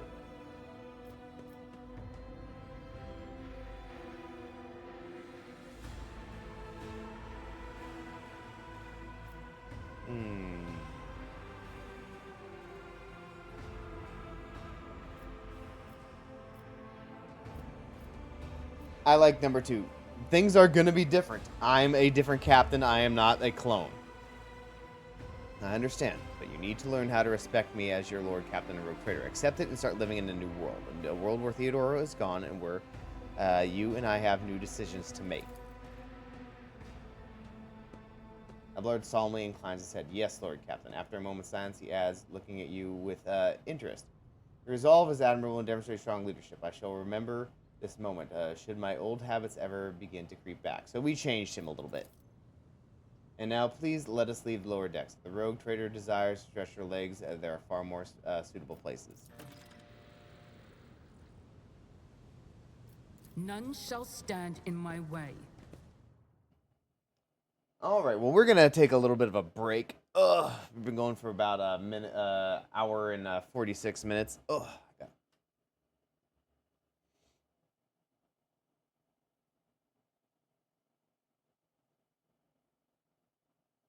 I guess we're being less strict than I intentionally thought. I thought we were going to be like this tough badass, but I guess I can't help myself sometimes. Anyway, we'll be back in a few minutes.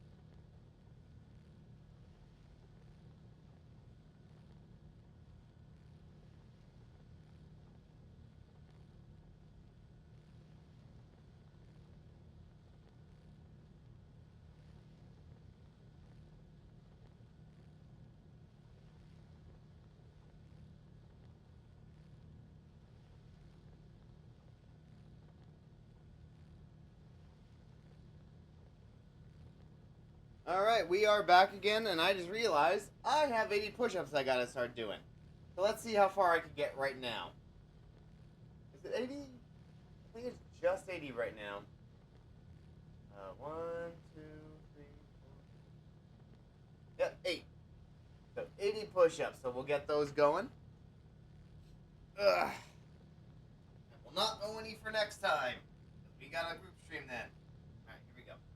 1, 2, 3, 4, 5, 6, 7, 8, 9, 10, 11, 12, 13, 14, 15, 16, 17, 18, 19, 20, 21, 22, 23, 24, 25, 26, 27, 28, 29, 30, 31, 32, 33, 34, 35, 36, 37, 38, 39, 40, 41, 42, 43, 44, 45, 46, 47, 39, 51, 52, 53, 54, 55.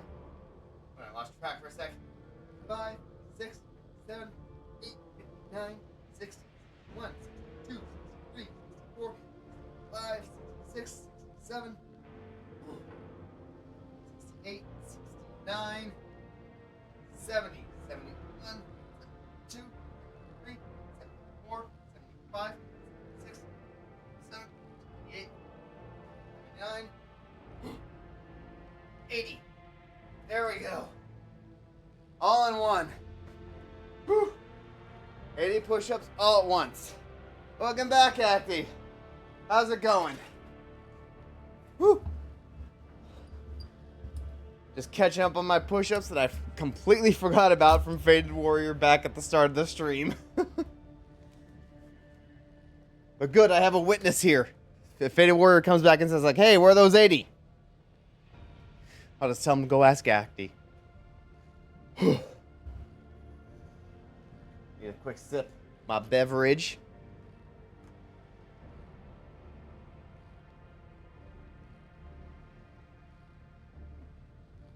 Oh, excuse me. How goes the automotive repair?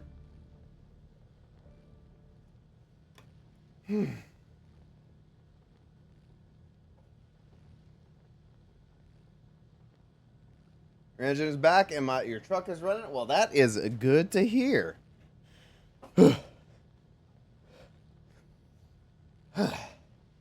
That's something I wish I did more of, just some basic automotive repair. I mean, that's a lot more involved than anything I would have a desire to do, but just like, you know, basic stuff.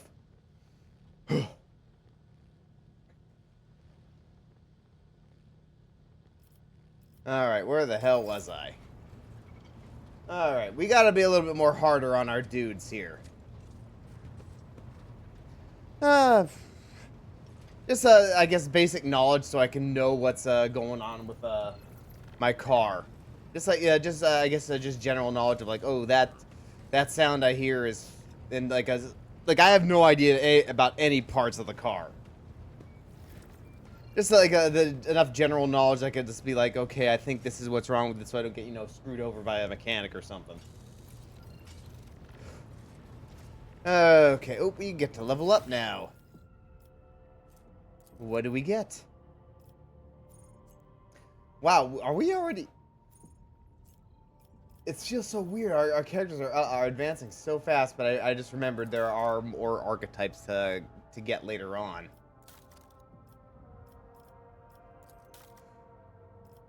Let's see. Air of Authority. Increases an ally's resolve by until the end of combat if the target is under the effect of voice command. That's pretty good. Get back in the fight. The officer encourages an ally who is who immediately recovers from a burning bleed. Oh, you are a mechanic, so if you ever have some questions, and I am on a stream field, yeah, definitely. I will definitely ask if I, because there's definitely things I could know better. Officer encourages ally who immediately recovers from burning, bleeding, toxic. Okay, we'll go with Air of Authority. I like that one.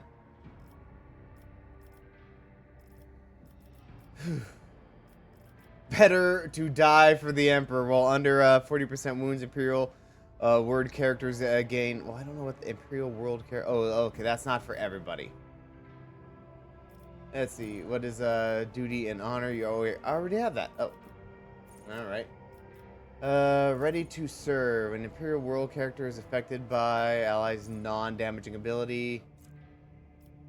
Well, I'm Imperial World, but I don't know about the other dudes. All allies, excluding Xenos, in the current party gain +5 to the same characteristic as was chosen for humanity's finest. Summary execution. If the commissar kills the target with at all cost, they can use at all cost once more this combat for 0 AP. I don't know. I don't do that much damage. Show them contempt. When the commissar is adjacent to an enemy, their allies gain +3 resolve. Okay, so that's like we're leading. And the commissar is eventually supposed to be really good melee fighter.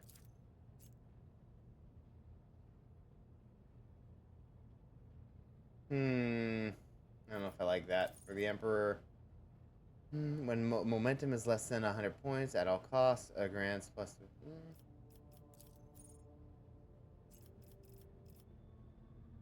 What are the benefits of Resolve again? Resolve influences how efficiently and for how long the characters can fight in battle. Determines the amount of momentum gained at the beginning of each turn.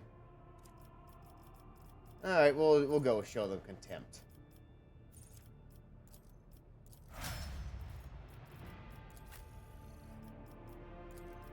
Okay, how about you, girl? So yeah, she's technically an officer too, I suppose, huh?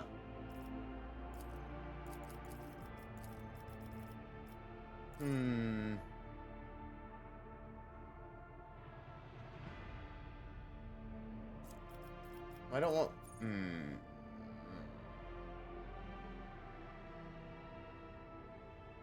The officer increases an ally's resolve. The target's not effects of a voice of command. You know what? Actually, might be good to have this redundancy. No resistance test for willpower if it is higher than the base character.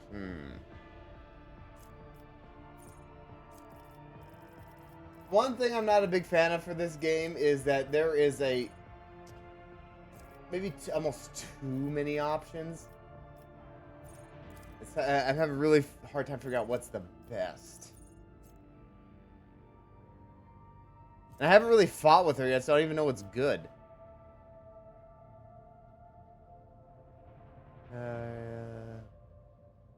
Enemies move by an average power suffer. Oh, this is a DOT? Yeah, we'll go with that. Now, Abelard here isn't the happiest with us at the moment. Let's increase his toughness.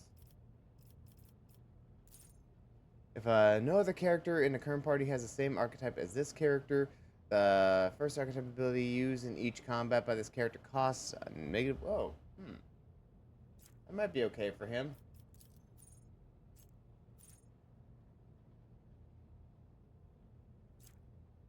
It takes him a while to get really wounded.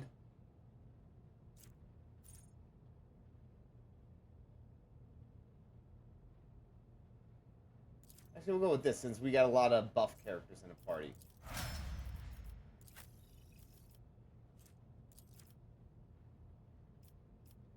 I'm gonna put up ballistic one more time. Oh, she already has that, so I guess I can't.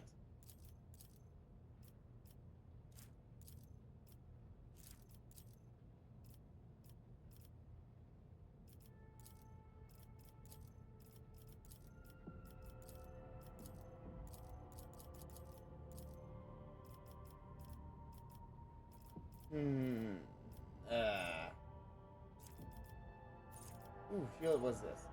He gains against attacks of demons and warp damage.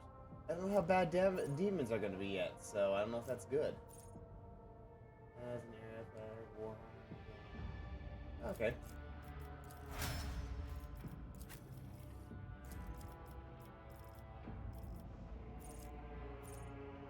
For the next attack against a target affected by an exploit.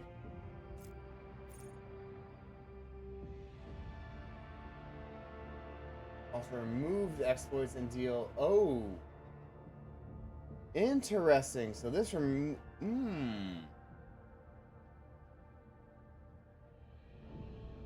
that could basically like the showing an exploit effectively puts like a timer on them that pops when we hit it.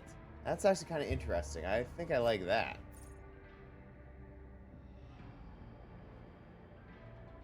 But we're not really. Is it her intelligence that's used, or is it theirs? I mean, it's still pretty good regardless. We'll go with that because it's very interesting.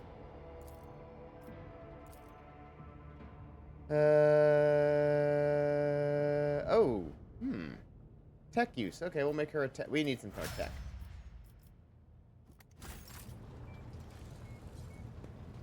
Alright, now what the hell are we doing?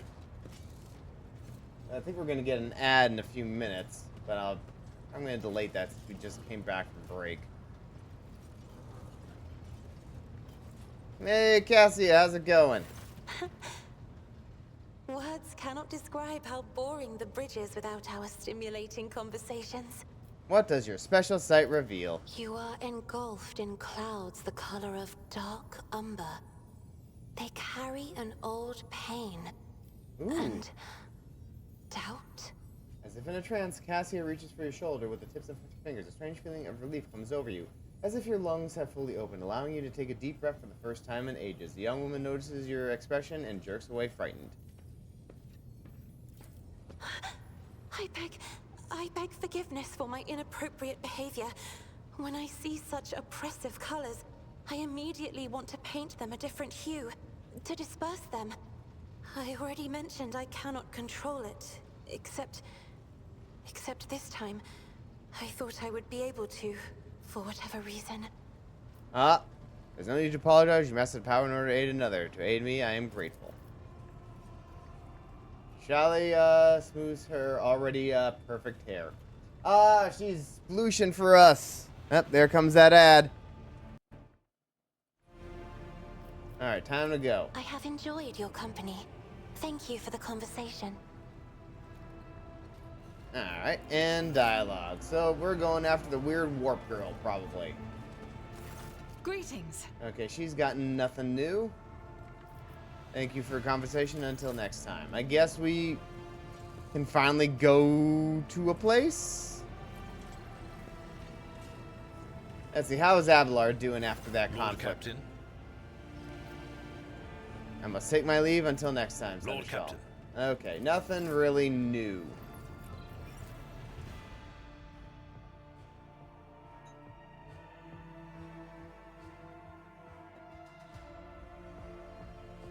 While I was on break, I was thinking about I wonder, are there any like these decision-based RPGs where they where the timing of a decision is I guess very important to how others perceive it. Like I was thinking like because we're at the beginning of the game here still really, and that going in and just destroying a whole population of workers in our ship makes really bad sense right now in the game. I mean, even in I feel like even in Warhammer terms, it's like we're low on dudes. We need dudes. We can't replace them right now for various reasons. That was something that was explicitly stated in like chapter or the tutorial of the game. And everyone else like, well, we got to go down and we got to shoot them all. I feel like it'd be nice to see a game take into account like context for the situation. It's like, hey, we can't waste soldiers right now, even in Warhammer, because we lost a shit ton of them. Whereas maybe that decision, making that decision later in the game would be more dire, I guess. Or it would make more sense to allow like the established order to play out, and that's something that is taken into account depending on when that occurs in a game.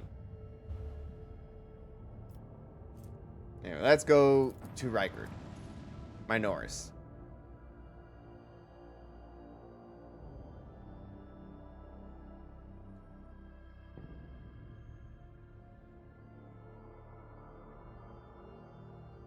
Excuse me. Flagship of the Von Valencia's dynasty is a centuries-old void ship, ancient and rested machine spirits.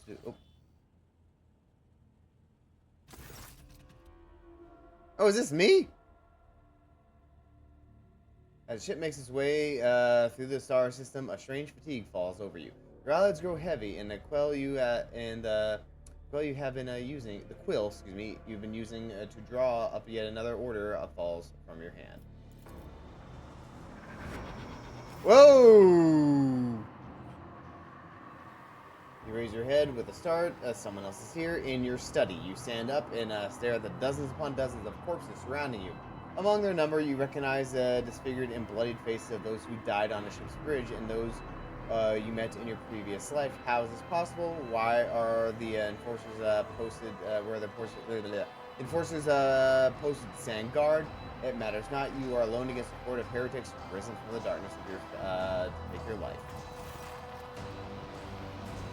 As if of its own accord, the shard lying at the edge of the desk, the sole remnant of Conrad Voigtver's weapon, slips into your hand. The metal is searing cold. The dead sway from side to side, closing in around you in nightmarishly slow advance.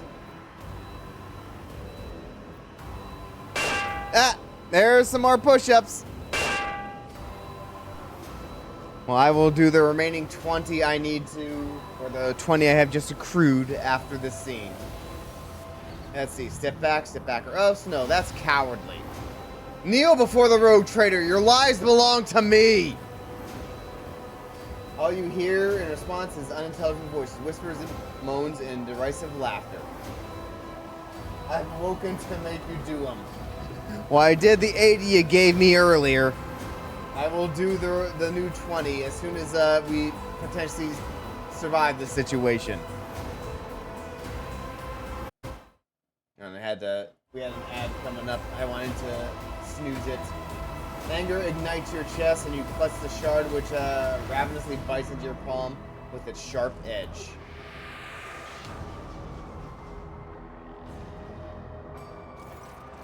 Okay, am I being very heretic right now? And every light floods everything in the room, and you find yourself surrounded by groveling minions, their bodies shivering in your mere presence. Your hands no longer hold a pitiful shard, but a majestic and intricate weapon. A skillfully crafted sword with strange, unnerving proportions, a curved design, and an unusual hilt adorned with an image of a closed eye. Why do I even still have this? The eyes open wide, revealing a gaze so ancient and dark that it steals your breath away. You have felt this gaze before, there on the bridge, and the voice that appears in your mind only confirms your guess. The tapestry is woven, the path that shows an accept your fate, champion. Throw the demon blade away. We are loyalists. Your body refuses to obey your mind. Your handle, the handle feels as if it has become one with your hand. And the gaze of the demonic eye sets its very soul ablaze. Resisting your fate, this people you scream as you feel your soul burn away to ash.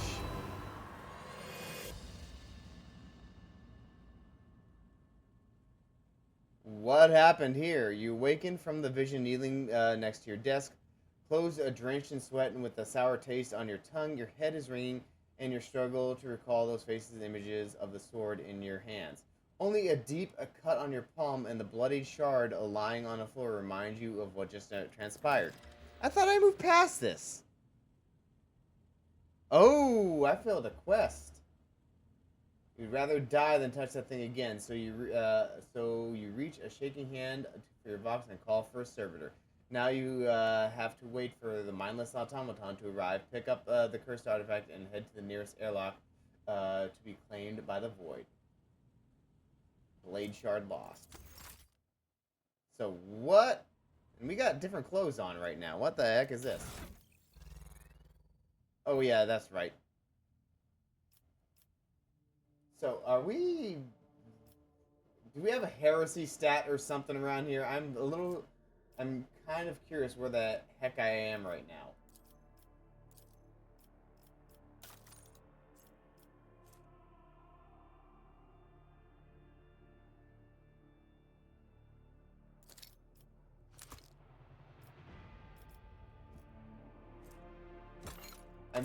Am I still technically a devotee? Requires dogmatic follower. I'm still dogmatic.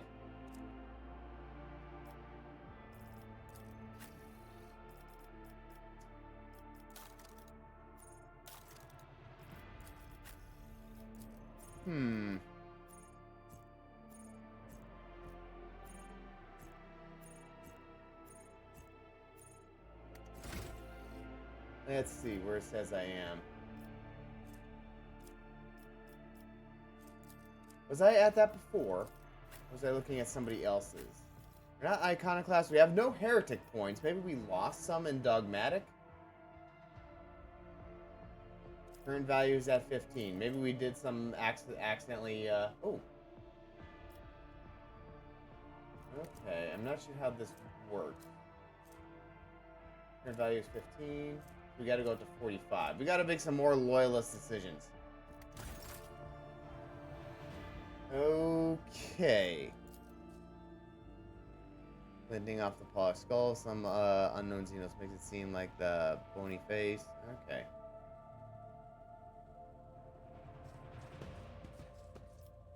But yeah, I thought we moved past that whole, we're doing the heresy thing.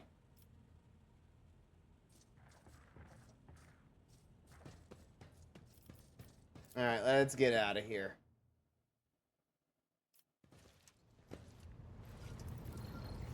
Can we finally go to this frickin' planet? I've been trying to get here all stream. But little other things keep popping up.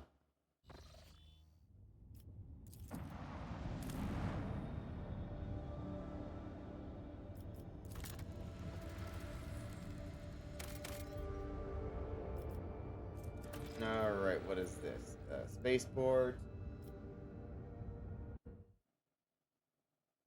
What is this? Full mining outpost assembled in accordance with the Blessed Standard template constructed. The small industrial complex can be deployed on practically any world, however inhospitable. The serf can assign it to it will devote itself to the maintenance of its sacred mechanisms and the extraction of resources. Okay, I guess we can't do anything yet. Spaceport time! You're all coming with me. And before that, though, remaining 20 push-ups. One moment. Ugh. 1, 2, 3, 4, 5, 6, 7, 8, 9, 10, 11, 12, 13, 14, 15, 16, 17, 18, 19, 20. Alright. Push-ups a dunzo. I'm gonna have to start doing some more leg stuff. I guess I'll have to get into squats sometime soon. Wait, why am I going for my controller? I'm using keyboard on this one.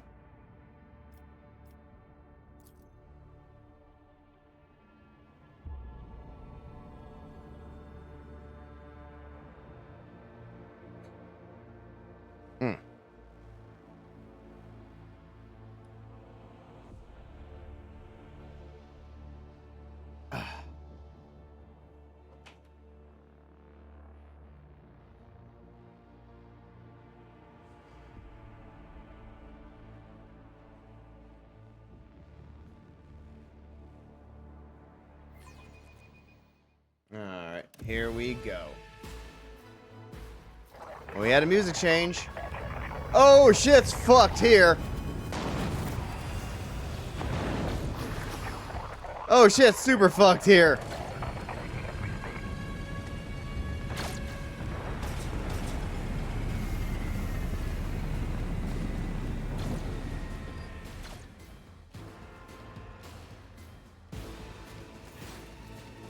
Spaceport greets you with a din of ordnance and the smell of explosive tickles your nostrils. It is difficult to tell through the smoke who is firing at whom. Sergeant Malgar, halt! Weapons on the ground, or I am firing. A man in a torn and dirty uniform hobbles towards you from behind chunks of rockcrete and crumbled plasteel. His cracked helmet is adorned with a crooked label that reads Sergeant Malgar. Alright, so our skies are in lockdown. The rebels are shooting down anything that flies, and you lot just happened to land in our rear without a scratch to show for it. On a shuttle like that, where did you get it? Stolen from the palace, isn't it? He is visibly awed by the resplendent gold of your transport. Grab him, lads. We've got ourselves a rebel landing force. You dare? Abelard turns purple. Not even... And a plank, of course. Okay, we'll get to that in a little bit. By the Holy Throne, what is this mess? Yeah, Abelard, yeah, he's not even red. He's gone purple. We've pissed him off to such an extent. Abelard had a couple bad days. We kind of told him specifically that we're going to be doing things a little bit different than his boss, his previous boss, and he's kind of in an adjustment period. Edward glances around. They're in a rough spot, old man. Go easy on them. Yeah, if she knows he's like ready to like jump forward and just yank his head off. How dare you, Commoner, on your knees before I blow your brains out? Abelard, enlighten this rabble about their proper manner of greeting the God Emperor's chosen. Oh, I am the roguetrader. Give us a status report. Ooh, I like this. I like this for our character because she's was a previous commissar. Give me a status report this instant. With a mixture of awe and terror, he snaps at attention, raises his freshly cut chin like an exemplary soldier, embarks. My mistake, ma'am. At once, the starport is under control of the governor's wardens. Perimeter commander is Sergeant. Wait, you're saying that they're the rebels, but the governor is fucked up in some way. Wait, was that him? A frag grenade explodes, cuts off the rest of the sergeant's words. Shrapnel flies everywhere. With the piercing streets, one of the soldiers falls to the ground, clutching the remains of his forearm that is now adorned with crimson tatters. Blood is pouring out from the stump, and the soldier's agony is short-lived. The sergeant, Curtis Haley, says in an army prayer for the dead. Okay, no, that wasn't him. With the Raskin Gordon, Sergeant surges back to you. Pardon me, ma'am. Sergeant, last Malgar reporting. My unit is holding the starport on the governor's orders. How may I serve? Ah, okay.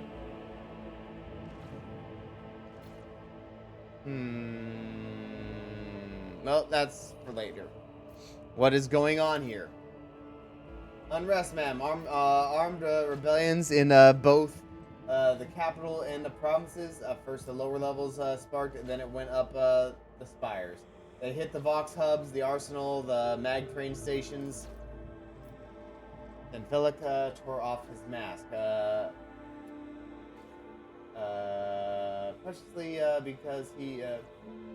Precisely because he knew about the trouble on Rickard Minoris. He knew that none of our allies would come to our aid. Cassia lets out a sorrowful sigh. May continue your report, peasant. Peasant! My unit was here when it all went to the Groxes. The tech priests linked to the satellite reported sightings of strange void ships in the system. They were orbiting the star until one of them set course for landing on Rickard Majoris. The governor took precautionary measures in order to increase security at key facilities. Everyone knows that whenever something's not right, you better double the warden details. The alarm was raised, and we were sent to secure the starport. It's the only reason we were able to hold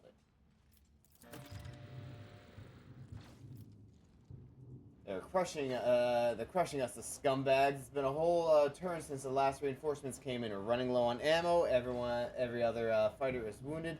I don't know how bad it is in the streets, but they'll drive us out of here any minute.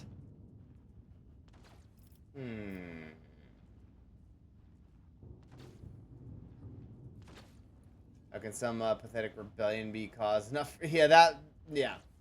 Path of Soul, you're doing fine work. Yeah, we're not doing that either. We're a commissar. Get back to work. What caused this rebellion? Ill thoughts, man.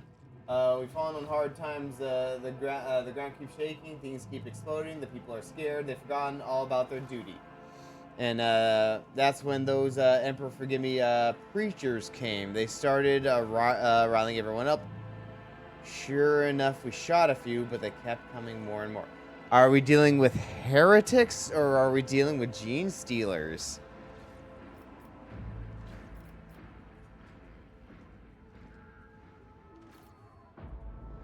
Who are you, anyway?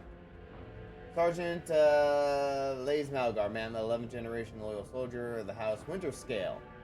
Awarded 3 commendations for faultless service. Ever since the olden days, his lordship, the rogue trader, has recruited soldiers and shipwrights on Riker Menoris, so there's no greater honor for the Arcadian than serving his lordship with diligence.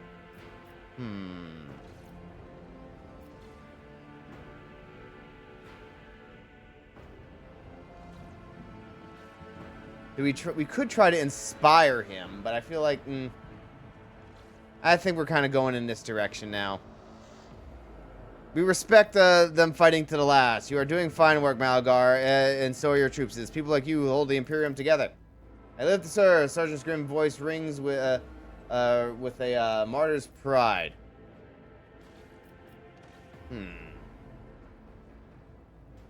Did you happen to see an member of the Inquisition come here?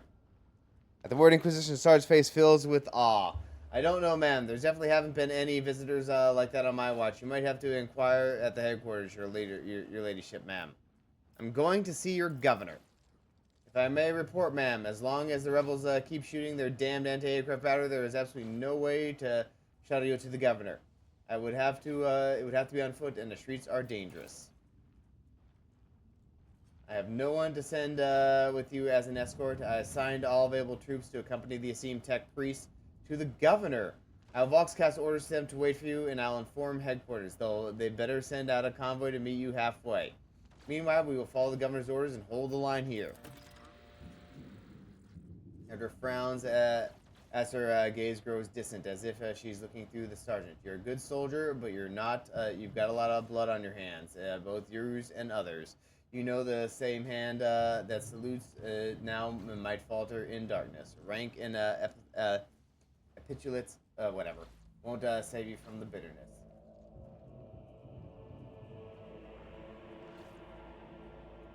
Well, yeah, he's a member of the Imperium. That's what they do.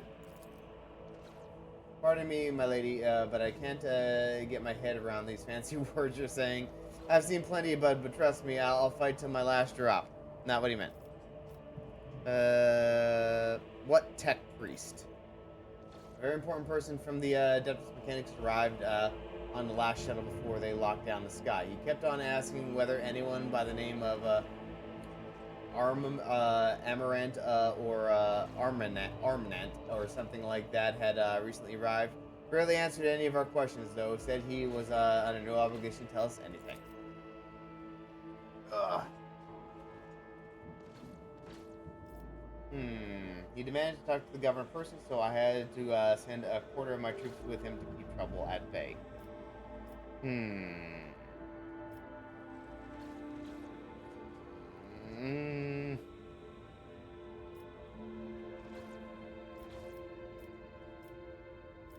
You're a good soldier, Malgar. Oh, I see that your heroism is noted. Yeah, keep them working. Sergeant blushes slightly. I live to serve. After interrupts the sergeant's words with a sigh of relief, he turns to his soldiers and spits out a booming series of commands. Oh! On your travels, you will hear many rumors, though those of them that are deserving of the rogue trader's attention are logged in separate section of the journal. Sometimes rumors are just that. Other times they are the truth, and in some cases there may be even more. There may be even, to verify the rumor, travel to the place indicated in the rumor's description. While traveling to Cronus Expanse as a rogue trader, you are bound to hear rumors regarding your own deeds and exploits, some of which will reflect your reaction. Oh, I like that. Okay, well, let's take a look real quick.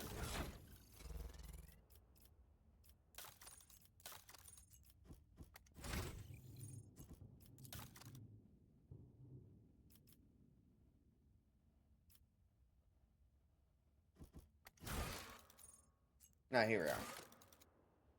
Warden of the Expanse, Lord Inquisitor Xavier Calzar is a powerful. Okay, we haven't done anything.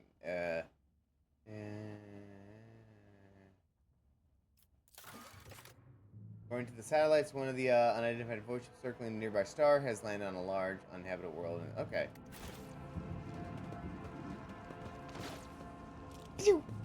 All right. How do we get to where we need to go?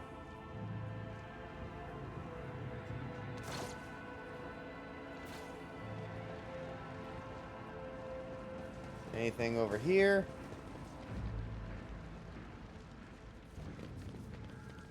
Oh, there's a thing.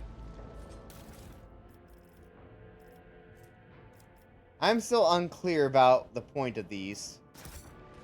I think we did lose some. Victory awaits! When we, the grand, viaduct that received this thing, okay, whatever.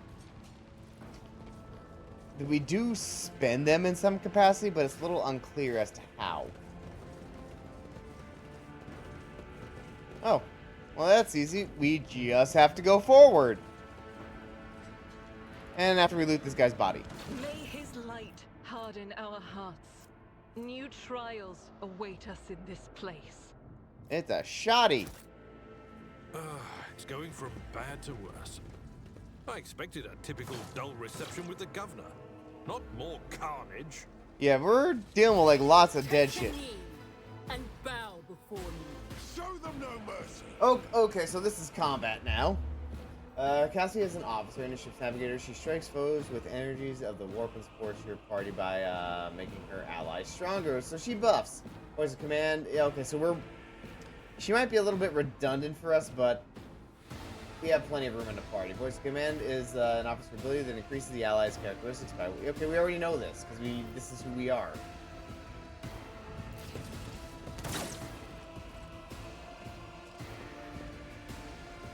Alright, this is where I can go.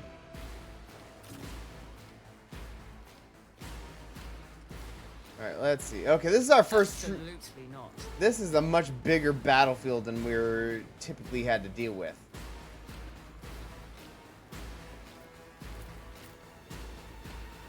They're usually not this huge.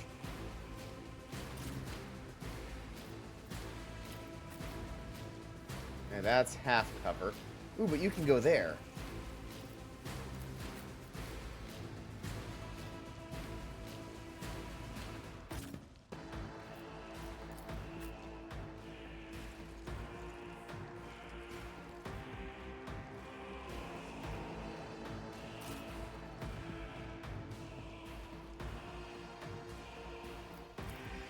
Scared yet? Can I Ow! fall back now? Let's make it quick.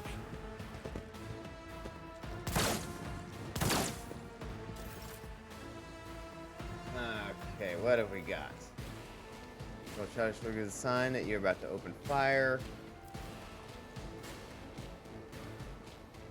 Let's see, how far does this go? That goes pretty far.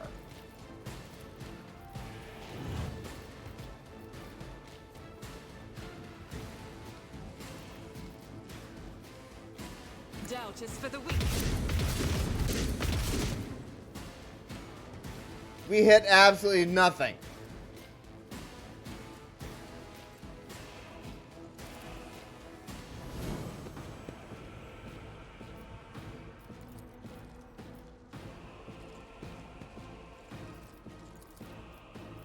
Yeah, let's try to shoot this one. Actually, no, we're better off firing it further away. Faith without deeds is worthless. Dang! We're just having a rough time right now. I refuse. Oh. Let's get to it. Oh, she is getting double teamed at the moment. Here we go. Curse you, miscreant. Oh, but she hit the wrong guys. How about that? Nice. Time to slaughter someone. Show me what you've got. All right, her turn now.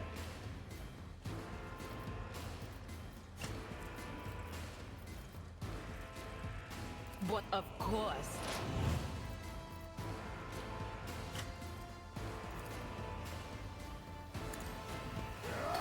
Stop mocking me. Okay, she's hurt though.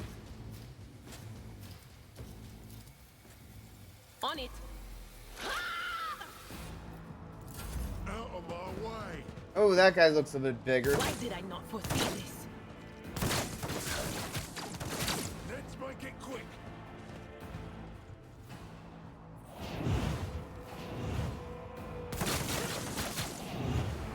I'm here, maggot.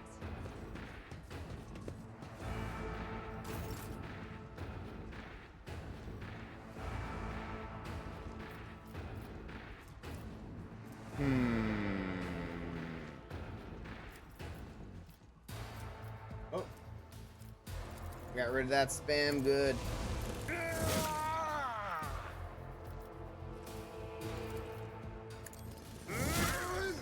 These guys have a lot more health than the other ones. Indeed. It will be done. Alright, first time using this girl.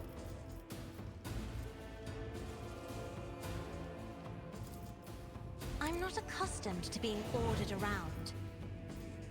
Let's see. All creatures in a cone suffer damage. They're effect. Okay, so that's everybody.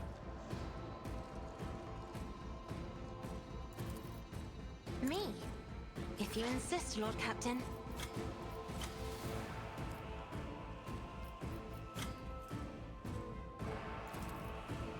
Anything else? Yeah, that was being a problem.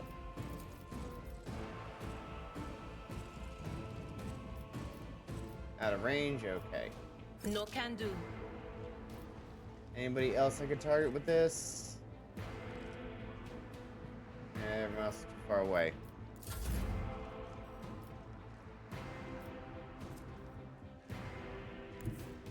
Be careful not to cross my gaze. Let's see. Voice of command. If I may.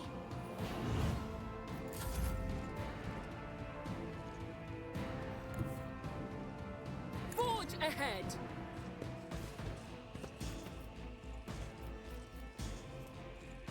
Not a problem for me.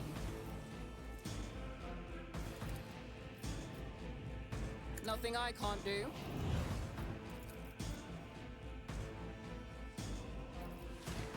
Suits my purposes. Yeah, kill this the guy.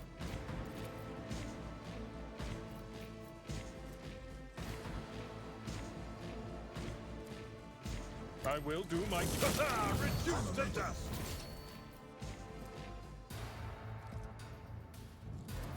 No matter the cost. My place is at the fore. Can I? No, I probably could have if I did a little bit more.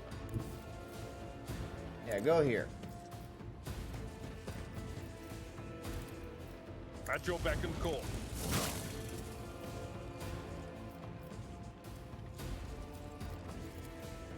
Victory is imminent. At your beck and call.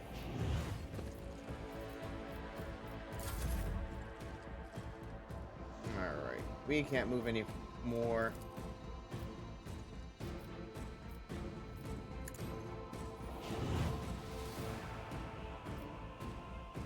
And yeah, we can't shoot either because we're out of range of everybody.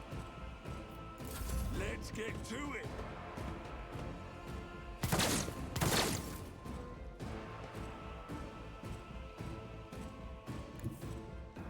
Guided by faith.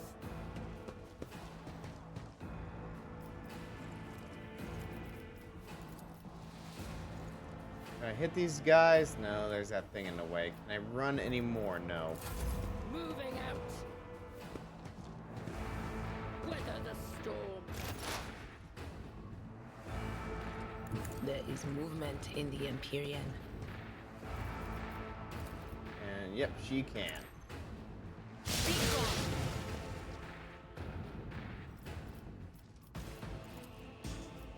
Was that you? Or will do? On it. Oh, what's going on with you, blind madman? Oh, definitely bad shit's going on here.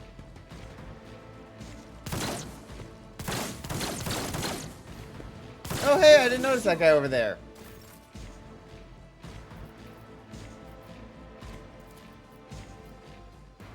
Indeed.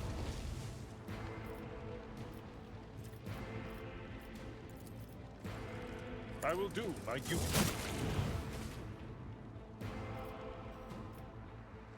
Just him left? Yep. High momentum. Wait, what the hell is that sound?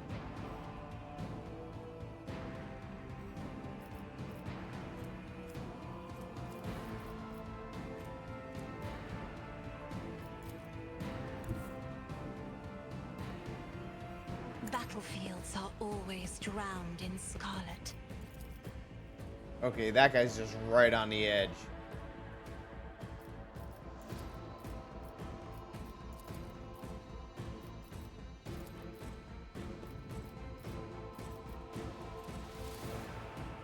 I am a navigator, not a servitor.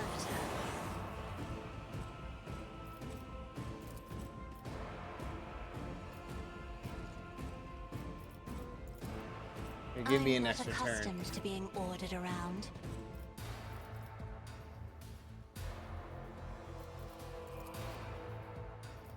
Nothing I can't do. Suits my purposes.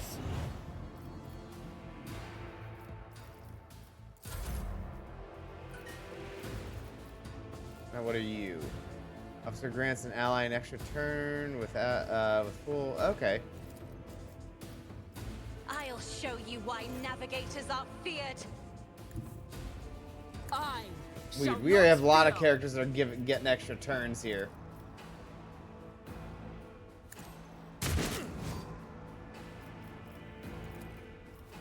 Not a problem for me. Suits my purposes. We can't hit the broadside of a barn. Jesus Christ.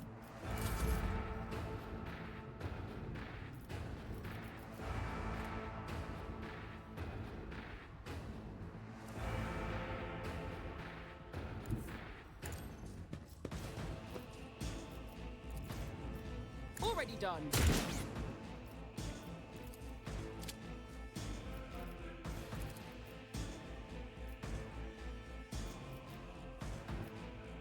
Nothing I can't do. And this will hurt me too, but I can get him.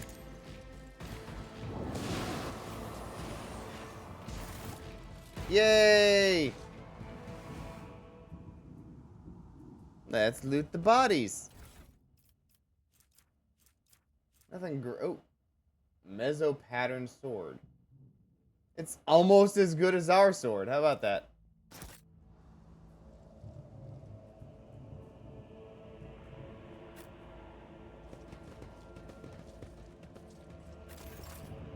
The sooner we start.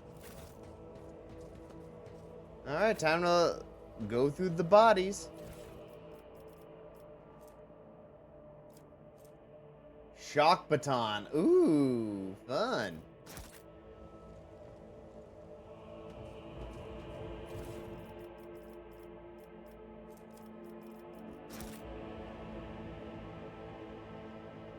Okay, was that just everybody's gear?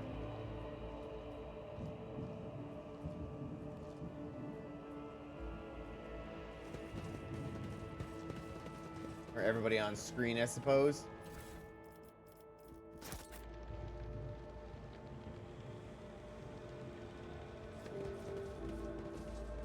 Well, let's have a look around. It's about time. Oop. What are you? I rise to the occasion. Right outside of Shadows, pilots, only slang of are the words. Oh, we got Commander Cloak. Increases range of officer archetype abilities. Yeah. We must act.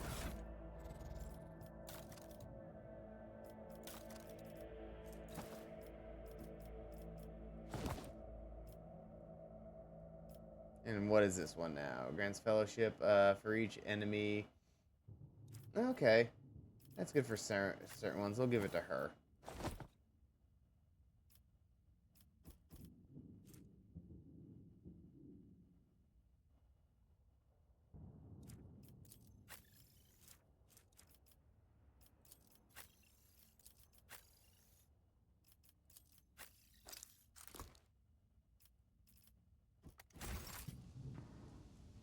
I won't tolerate weakness.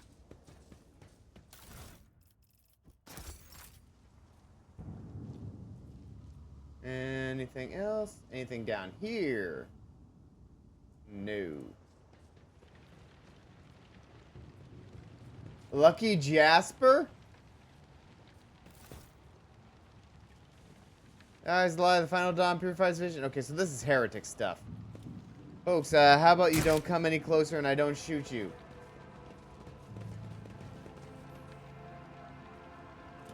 Gain true vision and renounce false sight. Oh! Oh, she just shoots them. Oh, they both... Okay. The young, shaggy-haired soldier is still pale, and nonetheless, as you approach, he holds his pistol. Hallmark of good discipline. He gives you a somewhat frightened but genuine smile. Thank you, my lady. You arrived in the nick of time. I don't know what those babbling creeps wanted with me, but it definitely wasn't anything good. Who are you? Lady Jasper, the governor's aide and personal Vox operator. I was dispatched to the spaceport on special orders. The young man claims desperately trying to tame his tousled hair. What exactly are you doing here on your own? Oh, we got a lot. Following Governor Medine's special instructions, namely. He grits his teeth with a pained expression, furrowing his brow. Oh, right, it's a secret assignment. I can't talk about it. Why don't I simply order you to tell me everything? Yeah, I think she could do that.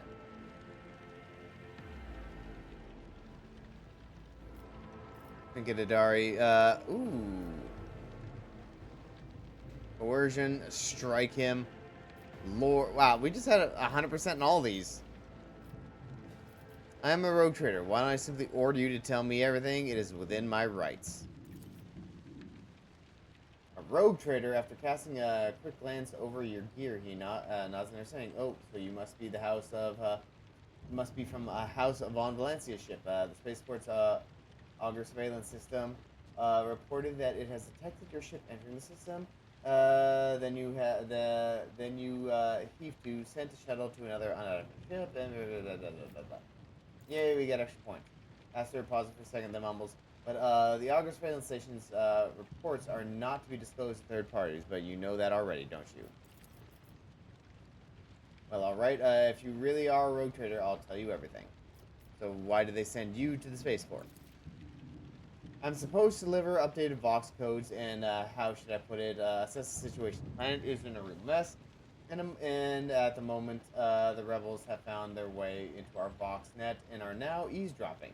This made proper communication possible. The hallowed electrodynamic Xenobium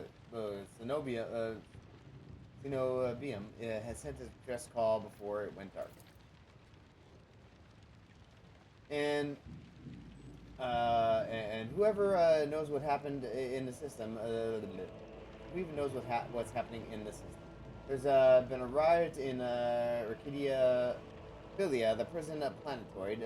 Urek station was silent, although the navigators there have always been a reclusive bunch. I was hoping I'd be lucky enough to run into a pilot or a captain who could give me an update, but that's hardly a possibility right now.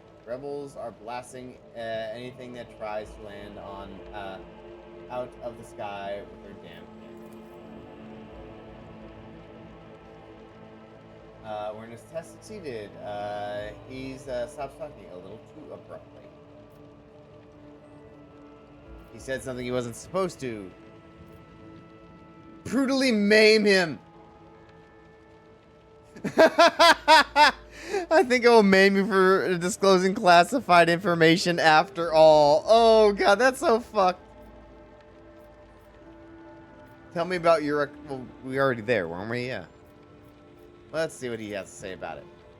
There's not much anyone can tell you about it. That position belongs to the Emperor knows. This is they scorn. Okay. But we got a girl here, and she likes us a lot. It's beginning to sound like he is complaining. That place is creepy. They say they order shuttles with servants from Recommendors on a regular basis. I guess they're too important up there to change filters and clean compartments themselves, huh? Except I've never met anyone who has served there. It's like no one ever comes back. Your brothers and sisters lived and died for a great cause, serving Navigator House, and therefore all of the Imperium. It is a high honor, one that few could bear. Only now does Jasper notice Cassia, and his eyes go wide with fear. He opens and closes his mouth a few times, helplessly like a fish, unable to utter a sound. Instead, he just nods nervously. There's something else you're hiding from me, is there? More classified secrets? Jasper looks away. It's nothing classified, just personal. There's another reason why I'm here. My betrothed is missing. Raquel Beccari. The esteemed Evelyn Winterscale's personal pilot. When the riot reports came from whatever lord headed there personally, then this rebellion started and we lost communication. No one knows what they're doing.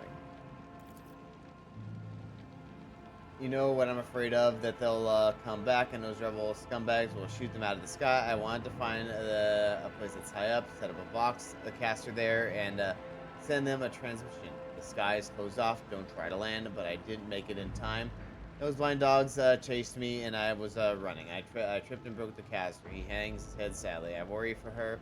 She's an excellent pilot, but I still worry.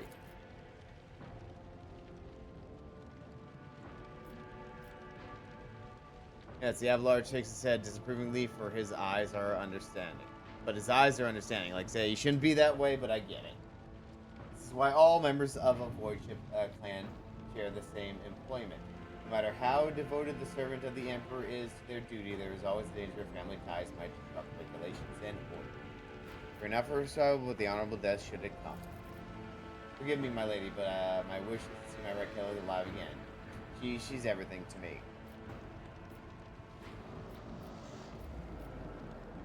Who is Winterscale? It seemed normal, a scion of the blessed rogue trader. Galclos Winterscale, master of the gas system. At the behest of his illustrious father and grandfather, blah blah blah. With his illustrious relative, Lord, took up residence. Whatever. Ugh. Death's choice betrays a fierce inner struggle before he blurts out. You know what I think? I find it curious that blessed Caligos didn't make him the ruler of our world. Lord, Evian is his blood, but it's the governor who rules us. And why do you think he sent him here? I think he's been exiled. I'm looking for an interrogator of the Inquisition who may have arrived on this planet. Heard anything? Jefferfaces quietly turns gray as he says, I have, but I don't know where he is now. I'm sorry, but I don't like discussing the affairs of the Inquisition. Even the governor can handle the rebellion. Mumbles evasively. Well, obviously, I am not some pessimist to say otherwise. I won't tell.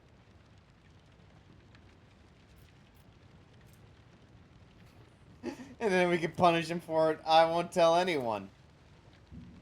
Persuasion test succeed. We're getting a lot of 100 persuasion checks. You really won't? Well then, if you ask me, things are pretty rotten. His words come flying out at the rate of a semper fire. These rebels are strange. We would have easily quelled a normal riot. We're not some commoners, or Ricadians, the naval elite of House Winterscale, but those people, they're vicious. They know no fear. And their attacks, they're so precise. It's like they know what's going to happen ahead of time. The command executes 7 officers on suspicion of espionage. But it's not about spying. They say the leader of the rebels now is some two-faced Aurora who can see into the future. Now she is the real danger.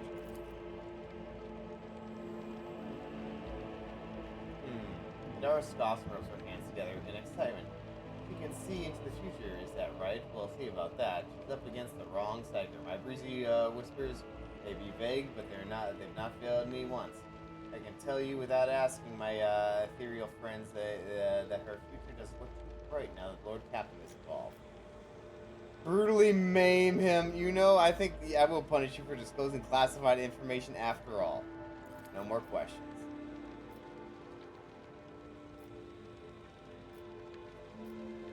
I'm so tempted.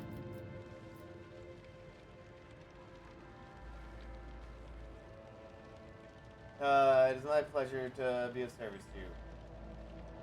Nah, we're not gonna maim him. You're right, we shouldn't stay here, and we might run into rebels. I'll go find a safe place to watch the sky for any landing shuttles. May the Emperor protect you, my lady. Yeah, that's too much of a psycho thing. That is great, though. I'm glad that's an option.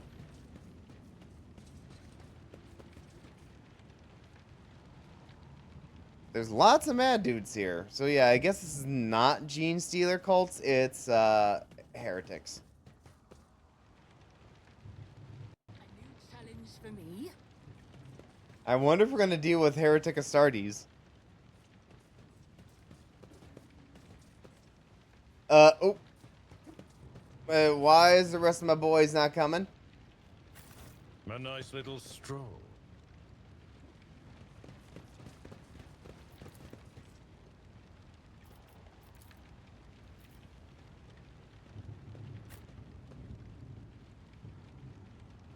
I won't heed your cries of mercy. I see. Turn you into corpse starch. Okay, where are you best utilized? Probably here? Your range is good. Actually, I think here is probably best.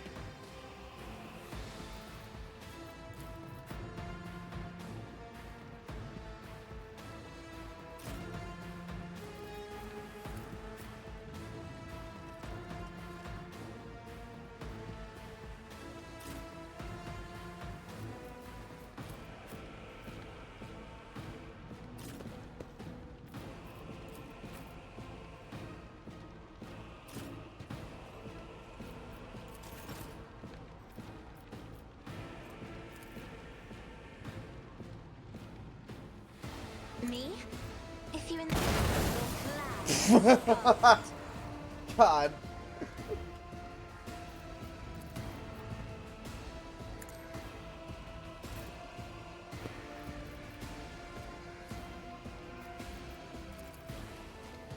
Just a little too far. Victory is imminent. At your beck and call.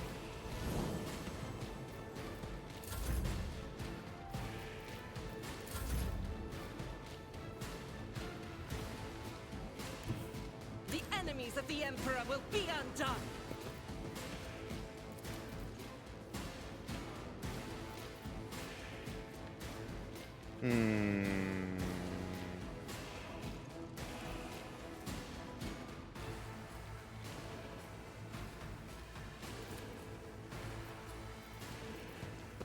Get all of them? No. None can escape the Emperor's judgment. As the Emperor commands... Well, this one's probably going to go a lot easier. Oh, never mind. I will not!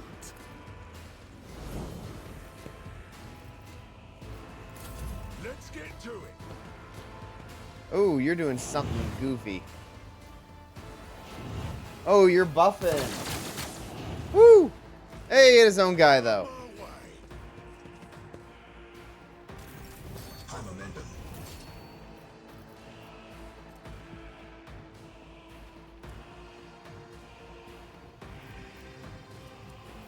All too easy. I want her to have an extra turn. Can she? I guess not.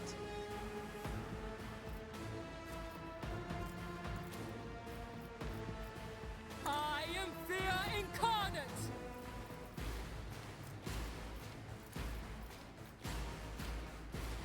I'll do it.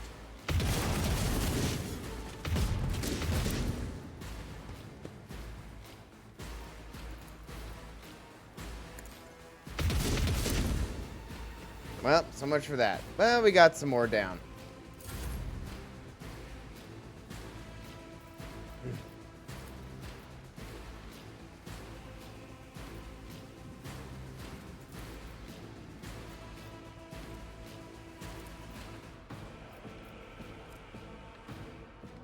We're not going to reach them in time, so I'm not going to break cover.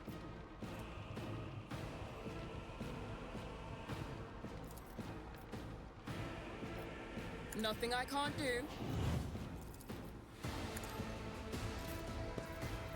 Oh, that was dumb. She has no ammo left anyway, so...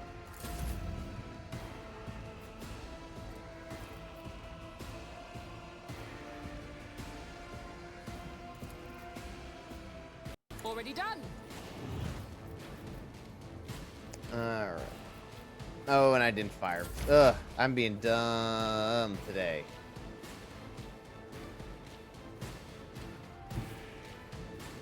They who discern the future on the battlefield. Farewell.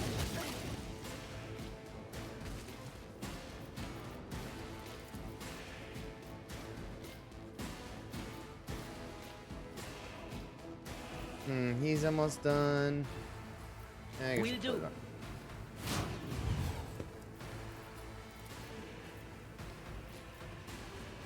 Anything else? Was that you? Or Now this one was, unless there's gonna be a boss right after this, we're doing pretty well. my Ow! failed me? Let's make it quick. Let's get to it. Oh!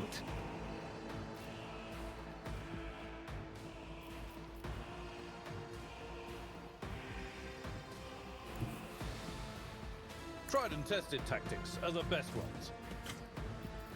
Indeed. At your beck and call. Victory is imminent. Alright. Oh! I didn't mean to do that!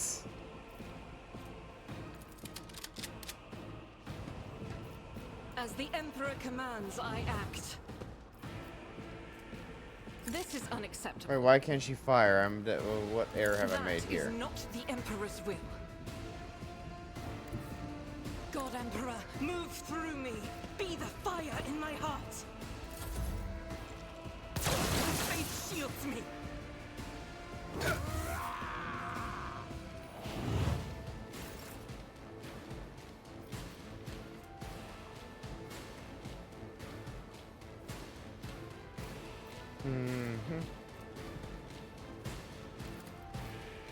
I'll pass.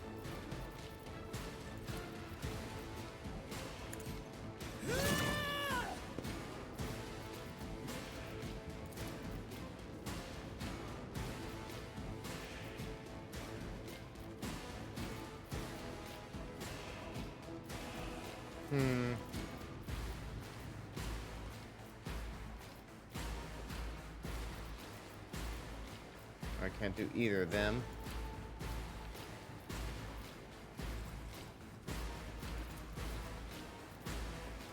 Nothing I can't do. Oh, too easy.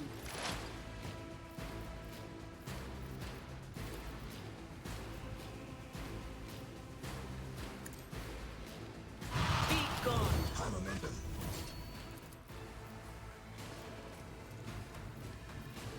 Let's see. An upper me inflicts one exploit. I'm not so sure. That is not my destiny. Okay, yeah, we Not can't. the Scryer's job. Can we hit him? No, too far. Will do.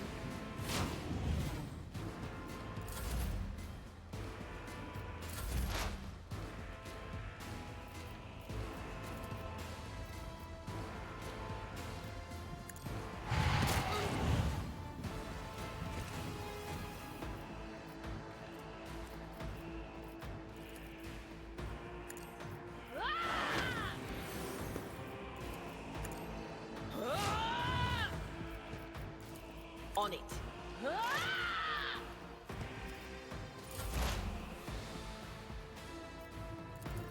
Oh. Can I go here? Can I start blasting this dude? Cover me.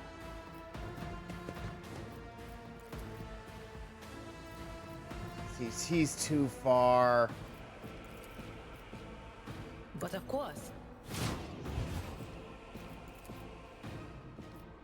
Anything else?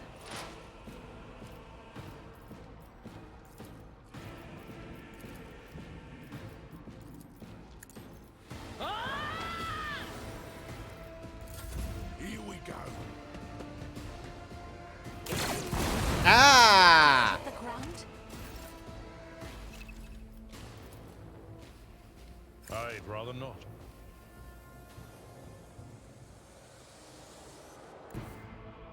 I've seen worse battles than this in my time.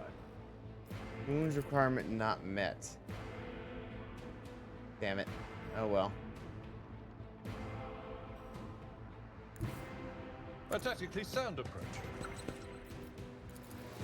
At your beck and call. High momentum. They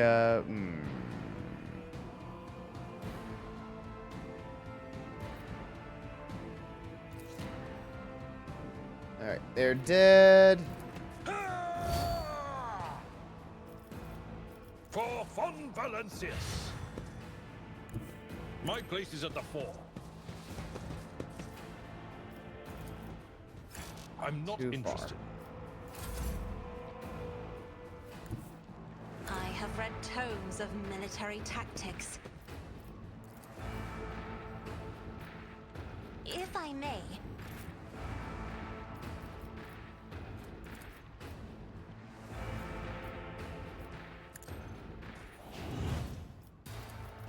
Not a problem for me.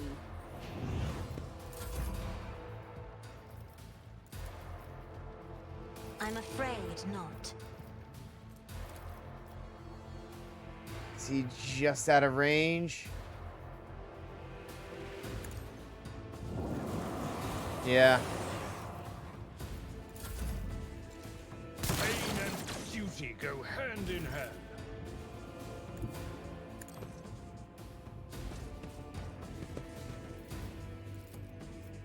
Nothing I can't do.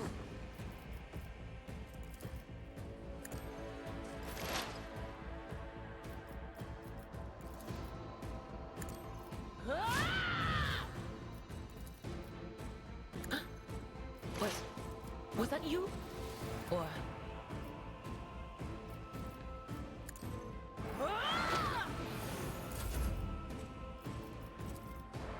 Who's next? She's I next. don't have time for this.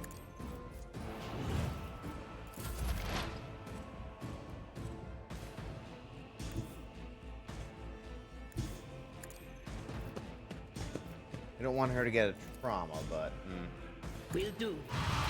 What an Nope, well, we unfortunate killed 'em turn all. of fate. All right.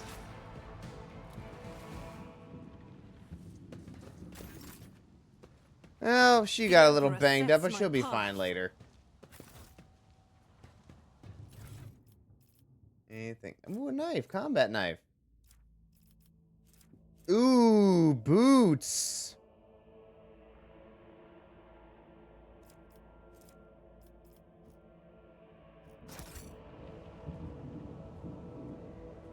Alright, I get the feeling that would actually be really good for Argenta.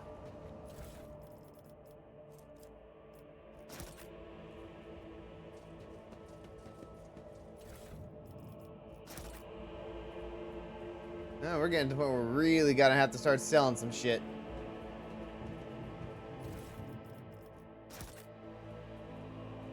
I'm still new to the art of exploring.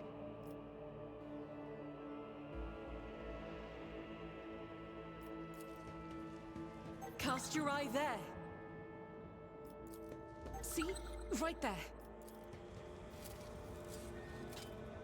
Never doubt me. I better myself through my service. Yeah, you're doing good, Argenta. Duty prevails. The turret was placed in a great hurry, but the Technomat never had the chance to activate it. Follow my lead. Ooh, we gotta get down here. There's something over here.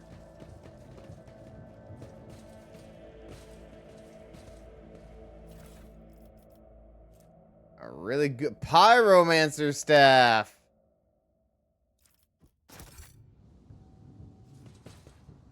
That is a nice one. Alright, do we get everybody's?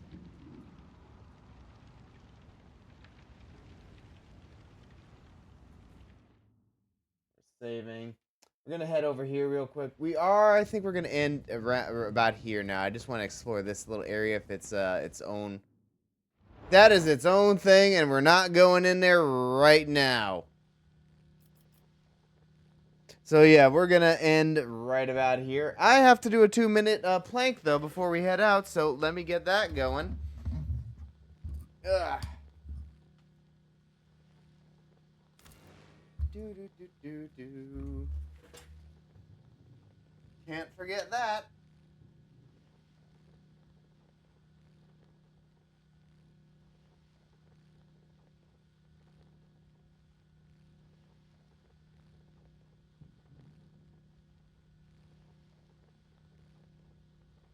Alright, here.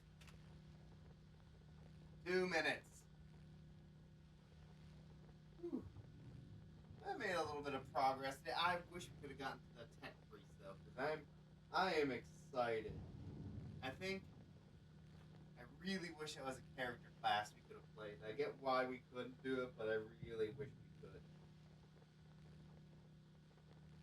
I guess from a story perspective, I've said it before, but a tech priest. I mean, I'm sure one could be a rogue trader, but I feel like it would just be like, nah. And certain ones of a certain rank would be like, yeah, you can't make me do that.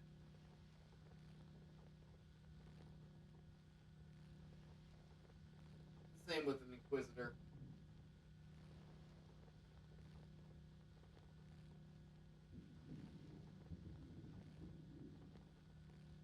Alright, we're heading down to about a minute.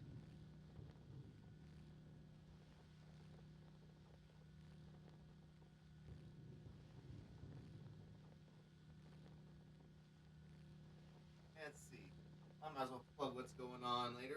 This Friday at 9 p.m. EST, we're going to be doing some more Night Rain with Valerian and Thunder Kagiri. I'll give her a quick SO before we head out.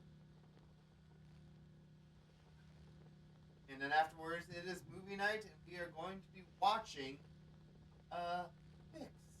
I am excited for it, but it is a very adult movie. So, watch at your own risk. And for those of you that are haven't had your fill of Warhammer stuff, we might be doing something on Saturday with Warhammer. Not Warhammer, Space Marine 2, because, they just got a big update, and I want to play around with it.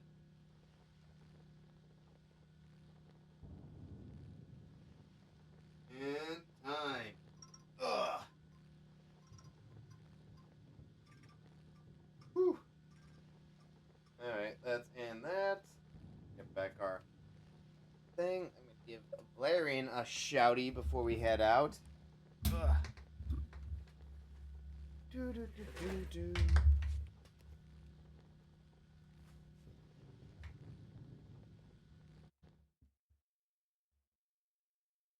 And then let's look to see who we should hit. Let's look to see who we should raid. As my iPhone suddenly reminds everybody who could hear it, it is time to study too.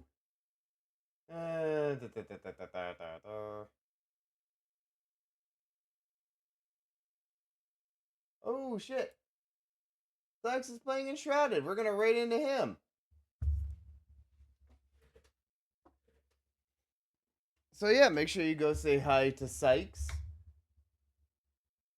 And remember, Friday we're doing some stuff. 9 p.m. EST.